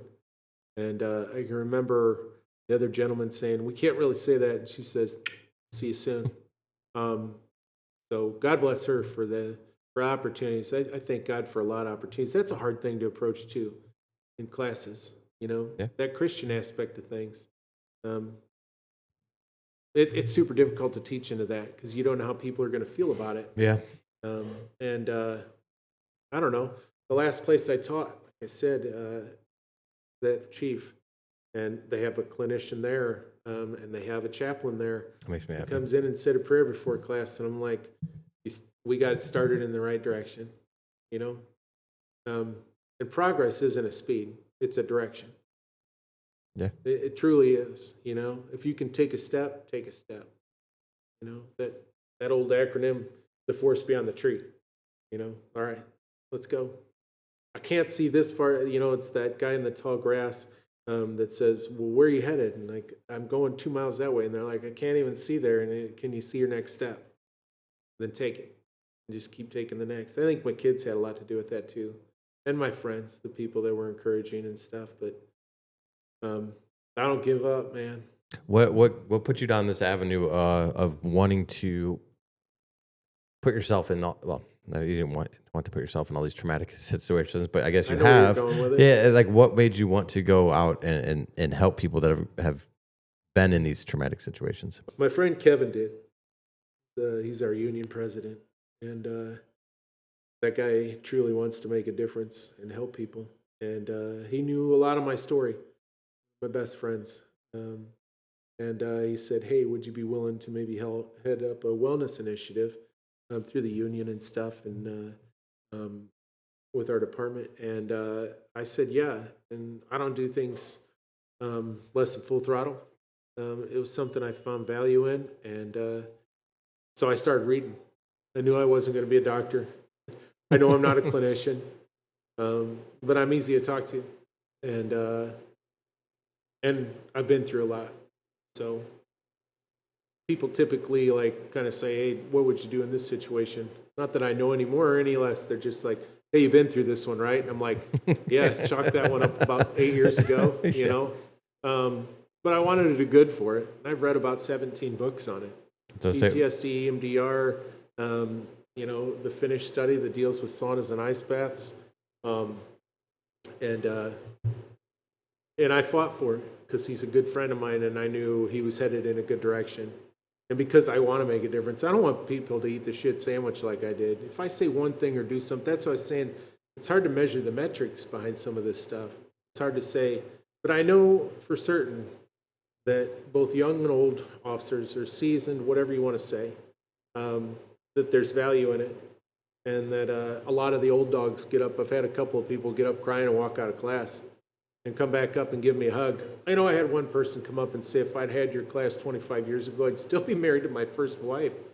And I'm like, I don't know if I'm sorry to hear that or not, but that association of things, that reward. But buddy Kevin's a good guy, man. And he's going through a lot.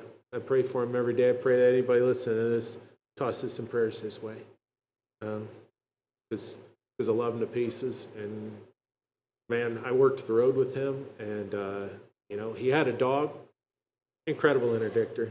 He's right up your alley. He was the guy that just say, you know, what's going on here and stuff, and just for some reason he was like the dad out there, and everybody'd be like, yeah, I mean, there's, you know, I messed up stuff. It was interesting. He just had that persona about him, and he's a good Christian, and like he's a powerhouse family guy, 4 kiddos, and just. What an incredible individual, and we're fortunate that he's leading us in that direction, and with the department too. There's a lot of good people associated with that. Buddy of mine, Albert, he's with the department, and Declan. They their hearts are in the right place. We're all going in a good direction to make some changes, and maybe not even changes, just an opportunity to do some things. I've been sending families, I've been using the union to send families down to Warriors Rest. The Warriors Rest Foundation does a post-critical incident seminar, and it's down in Oklahoma, and at St. Crispin. And I've sent 8 families down there with their spouses, and it's for that. It's like not a couples retreat, it's a seminar where they can have a lot of different things. Everybody that's come back from it has said, I think every police officer should go through this. Wow. And they're super incredible. That and the 100 Club, like I said, Meg is incredibly helpful. You know, it's those calls in the middle of the night. She always picks up. She's always there for us. She leads from the front. You know, their motto is the strength behind the badge, and she is definitely that. She's incredible. And Caitlin too, the president. You know, but those type of things. I mean. Stepping up with networking for finances to maybe help somebody get some out-of-state travel and to be somewhere, I've seen them scholarship somebody for $42,000. Jeez. Yeah. Good for them. That's awesome. Talk about stepping up and being that light in the storm. Right. Yeah. And, the survivors of Blue Line suicide, cops, concerns of police survivors, the opportunity to network like Diane. It's her last year there, so if you have the opportunity, tell her thank you, because she has spent years being there for our law enforcement, for first responders in general. She's a champ. And the Billy Graham Association, they send people out to Alaska that have been involved in critical incidents, and That's more on the prayer side of it. But that's where I'm at. That's what's for me. That's awesome. Yeah. What if someone's looking to kind of go down the avenue that you did and maybe just look at some books that would help them through some of these situations? What I don't know. What are some good books for them? The monster books, Emotional Survival by Dr. Gil Martin. And a friend of mine that's works with Albert and Annie, she sent me a copy of that. And boy, the perspective on those things, that's a monster. You know, for what it's worth, Tommy's book, Yeah. Rizzo's book, Kamikaze, incredible. You know, Surviving the Crucible. That's a good one. I don't know. The more I read, you know, people used to get under my skin. People used to bother me. There were people that I would disassociate with. There's 8 billion people in the world. You know that? Yeah. So if somebody shows you their true colors, just thank them and walk away. Go find somebody else. There's so many of us, you know. I tell everybody we're living on a big rock floating around in space, so this shit don't make sense anyway. Just try to be good to other people and do those things. But after reading a lot of these things, like, people don't frustrate me anymore.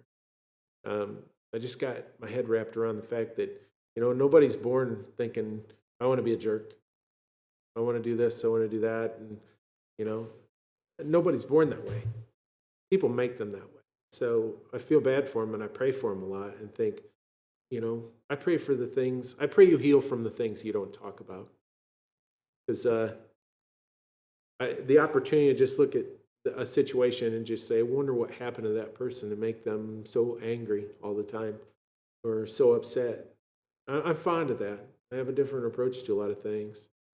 And I've heard a lot of more wealthy people and more intelligent people than I am have that same mindset. Like, you don't know what they're going through. So you run into a person that's a complete jerk. That doesn't mean that they're always a jerk. That who knows what they've just been through, and kind of, you know, wish well upon them because you don't know what they're going through. And I was like, it's a good mindset to have. I feel like Tom Hardy does that.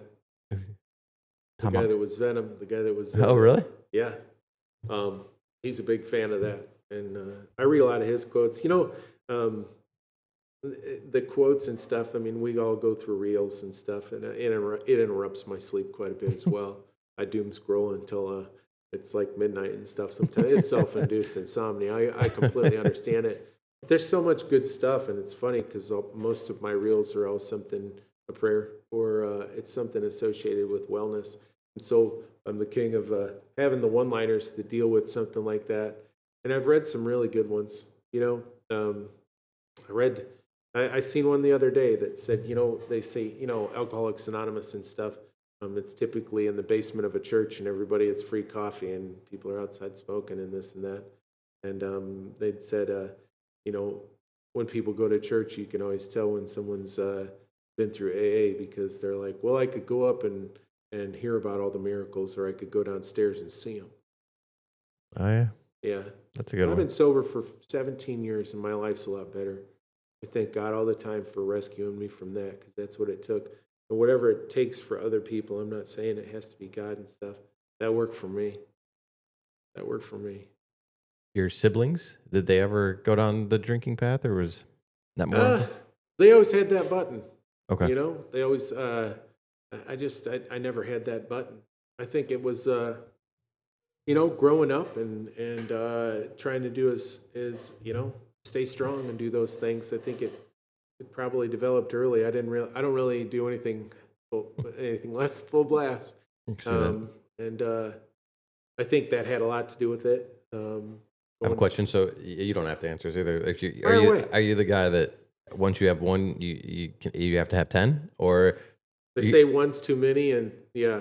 Okay. Yeah, I just never had, I mean, I don't know. I'm just aware of my limitations. Okay. It makes me strong, you know? Yeah, I mean, it doesn't bother me. I'll go out with friends and stuff, and they'll have some beers and stuff and say, hey, this doesn't bother you? I'm like, no, because I know the direction it's going to head. Gotcha. 100%, I know the direction it's going to head. And life's so much better without it for me. You know, I don't wake up with my head pounding and a bunch of phone calls to apologize to people, or like wonder why my knuckles are all bloody. And, you know, I'm getting calls like, boy, you got into it with a bunch of people. I don't want to live that way anymore. And, God's blessed me with the opportunity to try and live a different way. And I've really I didn't take it for granted, yeah. I mean, despite what you see, most of these bottles have been around probably since I was 21 years old.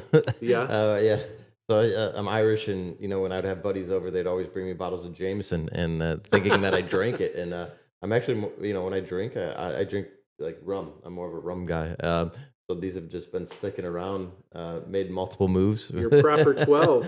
Yeah, I bought the proper 12 because I was, because you can see, I'm a Connor fan, so I felt like one I of had Connor's things, man. Yeah, I mean, all of these are closed. None of these have ever been open. And so I don't, as much as it may look like I drink a lot, I really don't drink that much. It's all right to have decorations. Yeah, I will say Connor said something that reminds me of you. He said a lot. Connor said you want to be the best at what you do. You do things until people think you're crazy for doing them so much. I like that. That's a good one. Yeah. People think that you have lost your mind, and you have not. You're just focused. A couple of years ago, I decided that I was something that I was just going to do for myself. I read "Make Your Bed" by General McAfee. I think I know I have not read that book, but I think I've heard of. Yeah, make your bed. Like I get up in the morning and I make my bed. As good as I can. Mm-hmm. It's not the nurses' corners and the hospital beds that I made at the academy. God bless my buddies there for making sure I didn't have flags underneath mine and run a lot, which I did a lot anyway. They said, make your bed. So I get up in the morning and I make my bed because it's a win. And then I decided it's been over 2 years now, I was going to do 100 sit-ups when I got up. And they're crunches or side crunches, but I haven't missed one day. That's awesome. I don't know how many thousands of sit-ups. I know how many thousands of sit-ups I did, but it's a lot. And I don't know if it even does anything for me, but you know what? I know I can't stop doing it now. It's become part of my life, so maybe someday I'll be able to lift somebody up out of a car and help them and think, well, maybe it's because I did all those sit-ups. God was telling me to do that stuff. God, I've had some crazy experiences. But yeah, get up, I make my bed, I do my sit-ups. That way I start out with a couple of wins. One of the biggest things that sounds like this huge magic bullet is just to stay positive about things. Like, they don't call us to go to good things. Right. Like I said earlier, I've never been called like, hey, our son got straight A's, or our daughter, got an award for straight A's, and they never call us for that. Nobody ever calls and says, hey, we'd like you to speak at our daughter's wedding because you wrote her a ticket when she was 16 and she slowed down and we know she's still with us. And we get called to all these situations, and it's not us. We start to incorporate that. It's like, man, I'm always around this stuff. Like I was telling you earlier, I used to play basketball and stuff. I'm getting a little older and had a knee replacement. I don't play basketball anymore. Not a basketball player anymore, but I make some mean tacos. Let's eat. Yeah. I'm a taco maker now. It's all right. Kids are appreciative of it. I think it's just that it's the pervasiveness. It's everybody gets in their head and they start just incorporating that as their, man, everything's always bad happening. And it's the situation. It's not you. You get called to solve the problems. You're starting to take them all on yourself. It's funny you said like a lot of things you just said. I was watching a reel this morning and it was a Navy SEAL and he's talked about making the bed, taking the first step. All these like during SEAL training. That don't worry about tomorrow. Like make it to breakfast, make it to lunch, and then quit tomorrow. It is like, and that was like the saying throughout like their whole training. And I was like, man, that's it's a good mindset to have. Just make it to breakfast, just make it to lunch. And if you want to quit, just quit tomorrow. And just those small wins each and every day.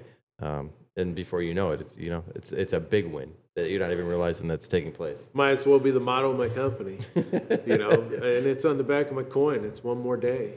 You know what? Cool. Just hang out one more day. I like it. Having a bad day, want to talk about some things. I'm uncomfortable in my own skin. I'm not really feeling good about life and stuff. Just hang on until tomorrow. We'll talk more about it tomorrow. I want to talk about it now. I know you do. We'll talk about it tomorrow. Love you. You're my brother. You're my sister. I'll talk to you about it tomorrow. You'll still be around. And you never know what impact you had on people. Like I said, there's no metrics behind it, but It's difficult to see friends, or as I call them, my family. They're my brothers and sisters, and I can assure you right now, I'm looking at you like you're my brother, because I've seen some bad things in my life, and I've had to go through it. And the only reason I was able to go through those things is because I had my brothers and sisters next to me, and they cared enough sometimes, like my buddy Eli and my buddy Kevin, and my buddy J Dub, for what it's worth. Like, hey, you went through some stuff. Let's go. Get back up. Come on. They always say, you are not a quitter. My blessed curse. I just, no matter how hard I get knocked down, he's back up again. I want to be that guy. I heard a slogan one time that the devil saw me kneeling and started to approach with a smile on his face. And then when he heard me say amen and step back up, it's terrifying. Like, oh shit, he's back awake. What do we got to do to get rid of this guy or girl? I don't know. I keep saying or girl. There's brothers and sisters too. So, What do you, when you are coping with these traumatic incidences that you are put in, who do you talk to? my friend Kathy, she's a counselor in the area I work. She's amazing. Like it, whether she recognizes it or not, sometimes my motives are just to talk to her. I think she recognizes that I'm talking to her about myself sometimes, and I have my struggles. She's good people. Oddly enough, being with my kids helps out a lot. That's a gigantic coping mechanism for me. And I think one of the biggest things is rationalizing. And like, just to elaborate, like, if I see a dead body, or if I see something bad, or if I see this, I'm going to feel a particular way. If I don't, there's more a problem with me than if not. If I go see a dead kid and I'm like, no, I'm good, then maybe I need to talk to somebody even worse if, like, I felt bad about it.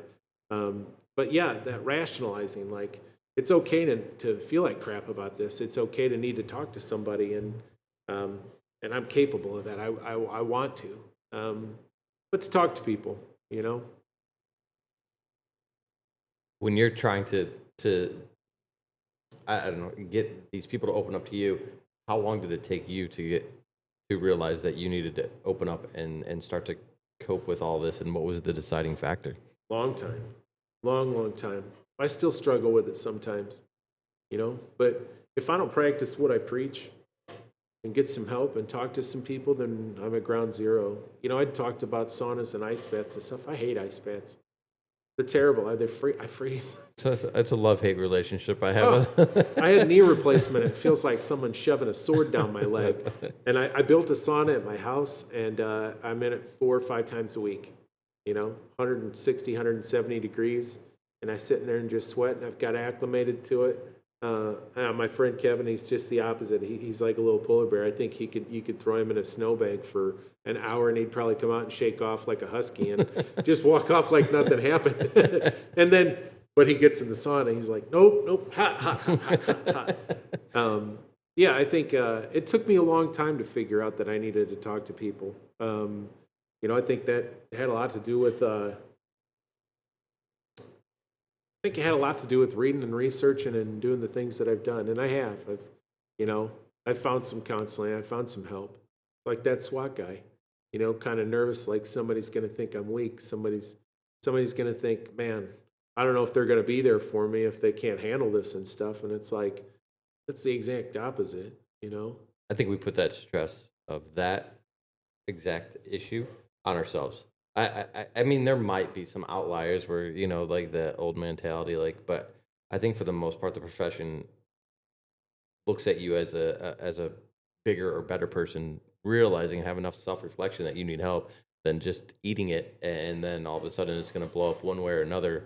Like, it has to happen. Like, you cannot continuously just eat all of this and all of this and all of a sudden and not have an adverse effect to you personally, or the people around you. Like, it's going to come out somewhere. I think recognizing that, it puts you way ahead of anything else. I think being aware of your limitations doesn't make you weak. It makes you strong. You understand, I can't do this portion of it. I'm 6'4". I can reach things a little higher than you can. So maybe that's an opportunity. but I can't crawl under that thing over there. So Kenny, will you grab that? I'll grab that. We'll work together on this. Yep. Yeah, recognizing your limitations doesn't make you weak. It just makes you stronger. You start to allocate some of your resources in different methods so that you can accomplish a task. And, that's part of being a good leader about things too. I found that some of the strongest leaders are the ones that are willing to say, hey, I need some help with this. Can you take care of this portion of it? They're the ones that people trust. My buddy Kyle that I work with now, he's probably the most organized person that I've ever seen in my life. He's Marine. And God bless him. He has everything on, he even draws little boxes around the things that he's working on, and he checks them off all day. But nothing's going to go missed. Not. That's not how he operates. Total respect, man. I see why you get along with Tom, and you guys have that relationship, just because Tom is the same way. He talks. I don't know. I've listened to him talk on a personal level. I listen to him talk in classes, and he always talks about putting the right people in the right places to have them succeed. And doesn't matter rank or anything along those lines. It's just the right people in the right situation and giving them the opportunity to succeed. He's hard not to like, man. He is. That dude's incredible. Yeah. David Grossman Mm-hmm. on Killing on Combat. Mhm. He lives right next door to my buddy Zach. So, which I thought was, I'm like, what? He lives by you? Yeah, see him at the grocery store. When he speaks, I heard him speak. He sweats. He's 8 hours in, and he's just sweating and like screaming and yelling and pounding stuff and this and that. And so you're going to get something out of it. He is going to get through to you. I think Tom's like that. Tom has so many slides on his PowerPoint, and you'd think it'd be death by PowerPoint, which we've all seen. Mhm. It's the exact opposite. I don't even. Yeah, like you were talking about slides. I don't really. I know some of the slides, but like overall, He might have 200 slides. I just remember him speaking. Like but it just goes. Yeah, The yeah. energy that he brings to a room. I agree. Yeah. And the leadership that you see in the conversations that take place after people leave. I've had him at my PD, so I've watched it happen, and it's just it's amazing. It truly is. Like, so not only is he giving you everything he has, like he's instilling it in you, and it goes and it keeps evolving, and I don't know. It's cool to watch. Yeah. One of the big bosses we got, name's Chris. Powerhouse of an interdiction guy, dog guy. He's that guy that can talk to anybody. Hey, how's it going? Hey. And I probably probably know who I'm talking yeah about. yes. Yeah. Shorter guy. Yeah. yeah. But seeing how motivated people are by him, That's awesome. and how, like, when he really puts his heart and soul into everything, and when he comes off like he does, and like hearing him speak, like, man, you like, I've heard him speak. He Yeah. spoke at I want to be some like, conferences. I want to be like that guy. Yeah. Holy cow, is there some energy coming out of that man? Yeah, he's yeah. That's awesome that he's always that way. Because I've only seen him in like maybe an hour block here and there or whatever at conferences. But yeah, that's cool that he's that He way. did an Ironman a couple of years ago That's impressive. over New Zealand. Of like- course. Yeah, you got to be a different individual to do some of those things. Yeah, physical on and off the field, man. He doesn't. That's awesome. Yeah, but we're associated with those type of people. Thank God we are. Mm-hmm. Because and the stress that we put on them, you talked earlier about, do you think that command is our biggest stress and stuff like that? Well, 100%, and we're their biggest stress too. Yeah, I never looked at it that way. It's not a gigantic battle. So many people think that, and it's like, for whatever stress that they put on you, 9 people are putting stress on them for things. Yeah, Same as the union. All I'm trying to do is make sure everybody's okay. All I'm trying to do, like our president, like how many calls he fields in a day and taking care of stuff.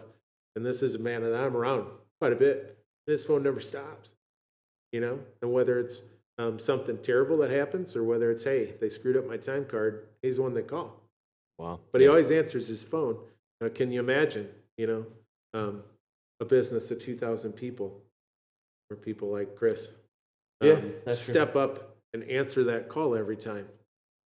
What type of sacrifices has he had to make for his family? They talk about, I don't know how they do it. a lot of people talk about how many hours they work overtime and how many this and that, and we make a fortune. But that association with burnout, like, why are you working this many hours? Why do you need this much? What are you sacrificing in order to do that? I'll tell you what people typically, the first thing they sacrifice is their sleep. Yep. That's I see it. because it's the easiest thing to sacrifice. Yep. I'll get it back tomorrow. And then you wind up in sleep debt where you can't even get to where you can heal, like that REM sleep, where your body starts healing and processing and things. And like I said, I disconnect, or people disconnect when I start talking about that stuff, but I think it's fascinating. Some of the things that your brain does, Yeah. the smell being the biggest, like, sensory input. It's the biggest thing, is smelling something. Somebody goes by with perfume on that you recognize, and you think of somebody in the past. Or for me, somebody, that vinegary metallic smell of brains and stuff, and I'm like, ugh. I go right back to that place in the back of that house. My friend Aaron was out front, and I was training him, and I can only think he was probably like, what is going on? You want to tell that story? Because I know it because I read it, but yeah. Yeah. Well, it was when I was working Peoria. I was working with Aaron, and we got call of a lady screaming in the street. And outside of sitting down and writing this down, I know I got a little more in depth, but we showed up, and I can remember the person very vividly just screaming and falling apart in the street, saying, "They got him, Riggs. They got it." That's what was my nickname when I was in Peoria. And I'm like, hold on. And I told Aaron, just hang out with her. And then I started walking around the back, and I didn't know if somebody was still in the house. But I got around the corner of the building, and I could see it was super dark back there. It was like, I think about, I don't even know what time it was, 2 or 3 in the morning or something, or maybe even later. I remember kind of prying out the corner and seeing if there was anybody there, and I seen this like super dim light coming out from the back side of the house from like a set of old concrete stairs and stuff. I remember seeing a body laying down just a little closer to me. And then I started just kind of coming around the corner, being careful that I didn't identify myself with my light. And as I kind of slid down the side of the building, I can remember smelling that tinge. We've all smelled blood. It's got that metallic-y smell, So I see people tasting it all the time. I'm like, it's got to taste like a bag of change in your mouth. Just gross. But it smelled different. It had like a vinegary smell to it. And as I approached and I got pretty close to the door, it kind of came off and pied out the door. And I can remember, like, at some point I must have bumped my shoulder down the thing because I kicked my light up a little bit, and I could see that the person that was laying on the ground was missing the center of their head. Just like, huh. And then glancing down the side, the entire back side of the house was brains and blood. And I can remember walking up to the door, and it genuinely looked like some like crazy scene from a horror movie where somebody just had a little too much gratuitous blood action going on. And it opened up into a kitchen, which went into a room, and there was a refrigerator that was over that was like, you would have had to climb over the thing in order to like get into the other room. And it was a massive kitchen, and there had no doors. And the blood and water on the floor was absolutely ridiculous. And I can remember stepping in and I didn't realize it was the female in the front of the house that was screaming. She was screaming with Aaron, and I thought it was somebody yelling from inside the house. Wow. And I'm like, police, identify yourself. Started walking in. The first step I did, slid sideways off my left foot and slammed down, and just like blood in my eyes, blood in my nose, blood in my mouth. Like my hair, everything was covered in blood. This guy had been shot. And so I got up to this, the next room from the kitchen. I was going to go into the other room, and there was this refrigerator that was laying across. At the time, I didn't know he was trying to use it as a barricade to get out, and tried to pry out the corner. And I'm like, I was already covered in blood, but the fridge looked like somebody had dunked it in blood. and slid across it. So now there's more blood, and I could hear like a toilet running and spraying everywhere and doing stuff.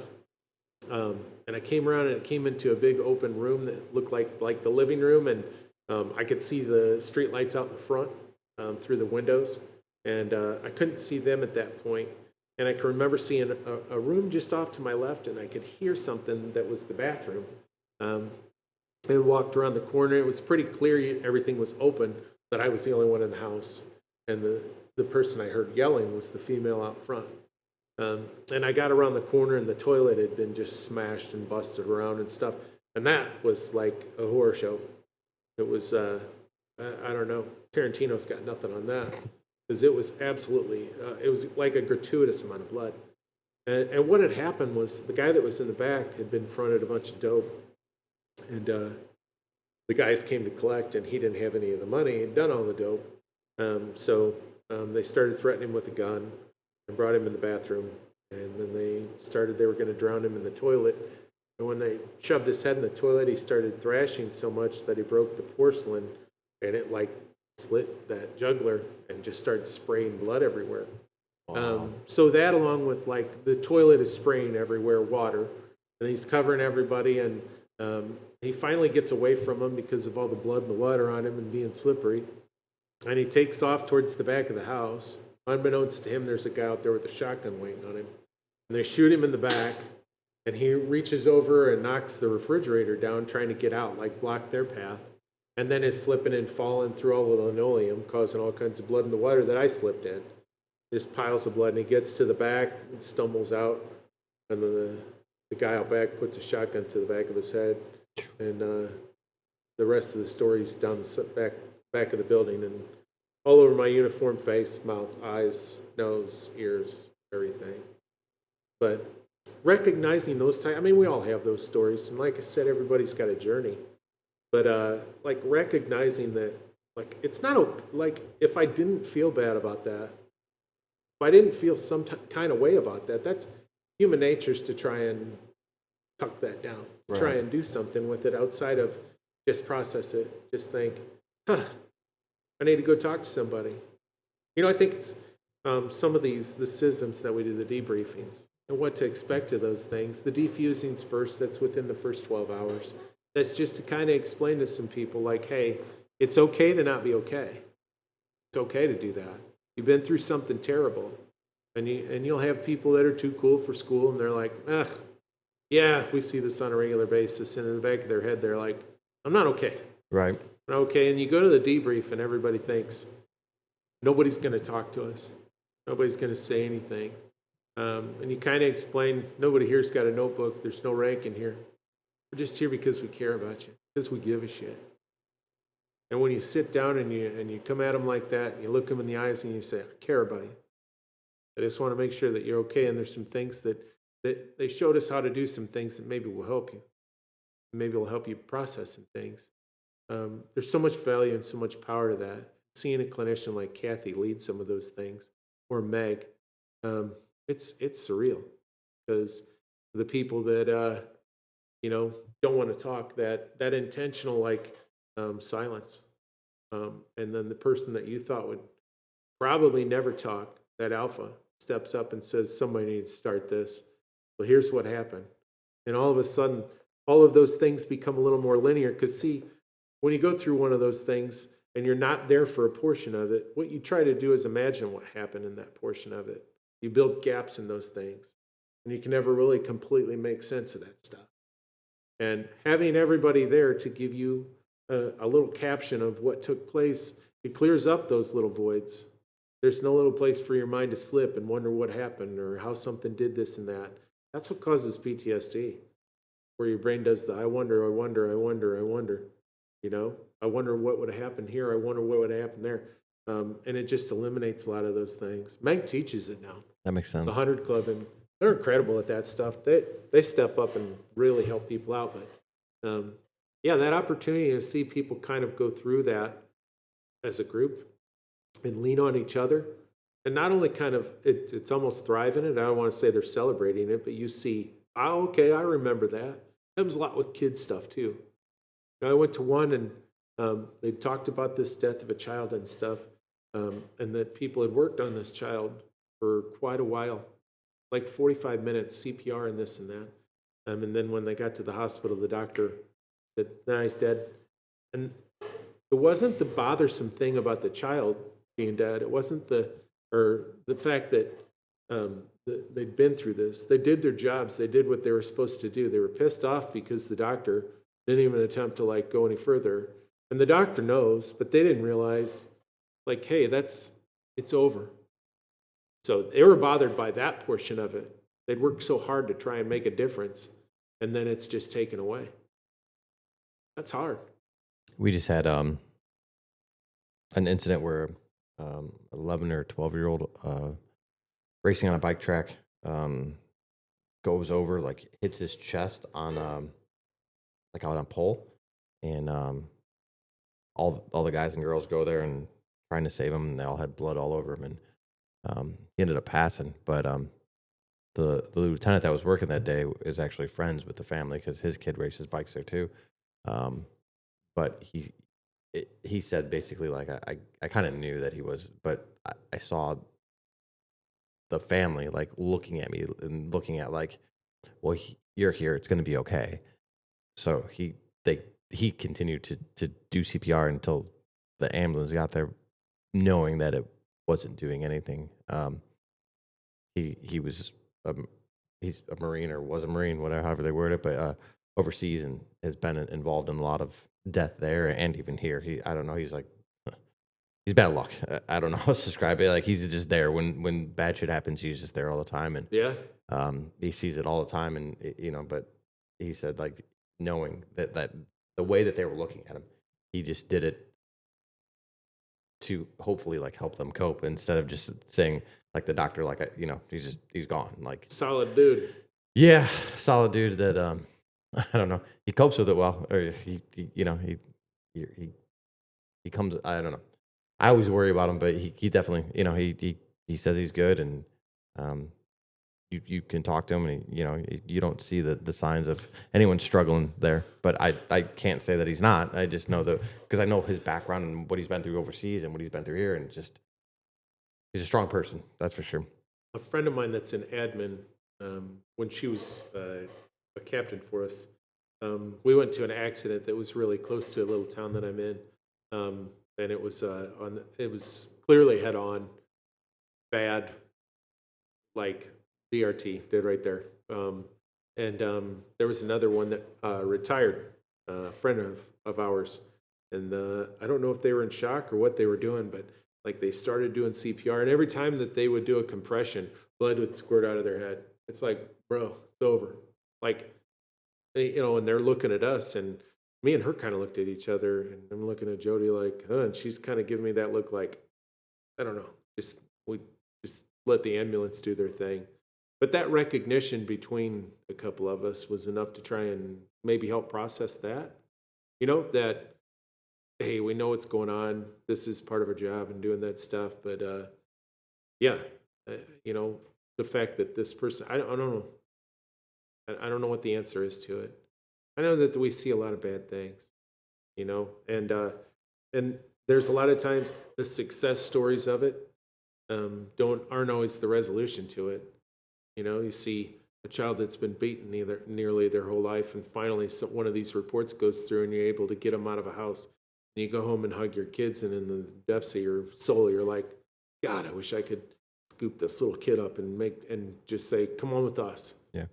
Grab some mac and cheese and some hamburger, or get you a burger or hot dog off the grill, and go get a good shower, and there's a clean bed for you, and nothing's going to happen to you while I'm here. You go to bed and you just sleep. And tomorrow when you wake up, if it's 14 hours away, I'll still be here.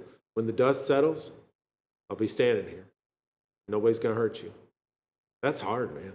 Yeah. It's hard just having to leave things the way they are.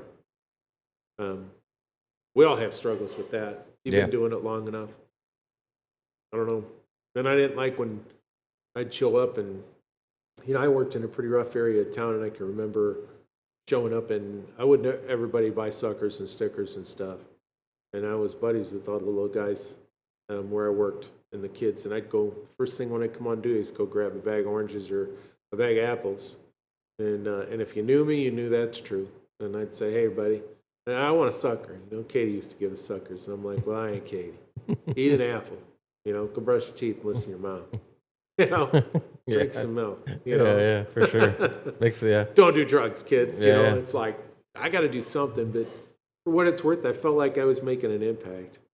I felt like I saw the good things I was doing. It wasn't just words. Right. So I think we all go down that path, and you are doing good things. You have done good things. You are doing good things, and though, yeah, the saying, I think I was doing good things. You were doing good things. Like, Sure. and it's hard to see the quantitative impact by doing those small things, but I'm sure that there's people from that area that will remember that to this day, and maybe they made better life decisions because of that. I started doing the consulting thing, and Tom kind of led me in that direction. Like, hey, you've got there's some value to what you're doing. You're teaching, you're passionate about this. And I don't think you're going to stop. God bless him. I took that thing, or took what he said. And, there's a lot of, I do teach. There's fees to it. What's the name of the company? Just Alter. Okay. Yeah. When I was in the AA program, a friend of mine and I wanted to do something, and he was a super, super good guy. His name was Robert, and I lost him to cancer. And we always wanted to do something, and we were trying to think of the name of a company. And Alter means a little to the right, instead a little to the wrong, a little to the whatever you want to say. But it was just a little to the right, ALTTR. And we don't market, and I don't even have a website. It's all word to mouth. Nice. And people talk to people to get in touch with me. And like I said, Naperville, I spoke at the Frontline Convention last year. And I went to it this year. I didn't have the opportunity to teach, but there were some really good people there that were speaking and stuff. And I'm in the black maybe about $20. I donate a lot of the stuff. What people don't see is I don't make any money doing it. It's whether it's helping a buddy out that needs some help with medical bills. It's whether it's, hey man, I can, we'll figure out something. It's donating something to church. It's doing stuff like that. I do just fine. The lights are on and the fridge is full. And you know what? My kids come up and say, I love you, Dad. My kids say, they like going to the grocery store. Well, one of them likes going to the grocery store, and she says, I like going to the grocery store with you because you never look at the prices. I'm like, that's because when I go to work, I never look at the clock. Makes sense. Yeah. And money's not everything, but it definitely gives you freedom. And I'm a big food guy. I like food, man. I don't like fish, but I'm a big food guy. You talk about barbecue, I'll listen to you all day. And they're so different. But the kids, those hugs and those ways of getting through things, they're incredible. I can get back from, I can fight a tiger right now for one. I promise you I can. Pray for faith. That's what it is. It's awesome, man. It's been an absolute pleasure. Is there anything else that you want to talk about? Yeah. Just, you know what? Like I said earlier, I pray that you heal from the things that you don't talk about. I always try to, I've been thinking about something to say something profound at the end of my class and stuff. And I'm getting there, but outside of just saying I love my brothers and sisters, and I'm not going to stop until I do the best I can for everybody. And I love the people I work with and for. Shout out to my buddy Kevin and Eli and Bryce. They're all inspirations of hard work and people that stand up when others don't. They're incredible. And I'm thankful for my friends and the people I work with, because I definitely have been blessed, and I'm associated with some hard chargers that never stop. So, yeah, that's what I got. Thank God for my kids. It's awesome. It's been a pleasure. We end every podcast with one question. We teach for a company called Justice Academy. Yep. What is your definition of justice? What is my definition of justice? I'm not stalling. I want to answer it properly. I think it means different things to different people. I think I think what people deserve, bad or good. Like justice is when I think everybody associates justice with something bad, like that hammer dropping and the sentencing or something that somebody did. I think that justice is thanking a cop for the good things that they did in their life. Justice is coming up and giving one of us a hug and just saying thanks for being there. Thank you for what you do. And people have no idea what that does for us, because when you're deep into it, you get some years on and stuff, and you really start thinking everybody hates you, or if they don't, I mean, that's a lot of people associate things that way. Justice to me is thanking somebody that helped you, thanking a police officer. That's justice. I agree. I'm the same way. When people ask me, I'm like, justice can be good or bad. You know, it's like the reward for doing something good or the ramifications of doing something bad. Right on. So very similar to mine. Yeah. Everybody says, what's the worst that could happen? Why don't we say what's the best that could happen? I like that. Yeah, That's awesome. you bet. It's been a pleasure, man. I thank you. It's awesome, brother. Yeah, absolutely. Yeah.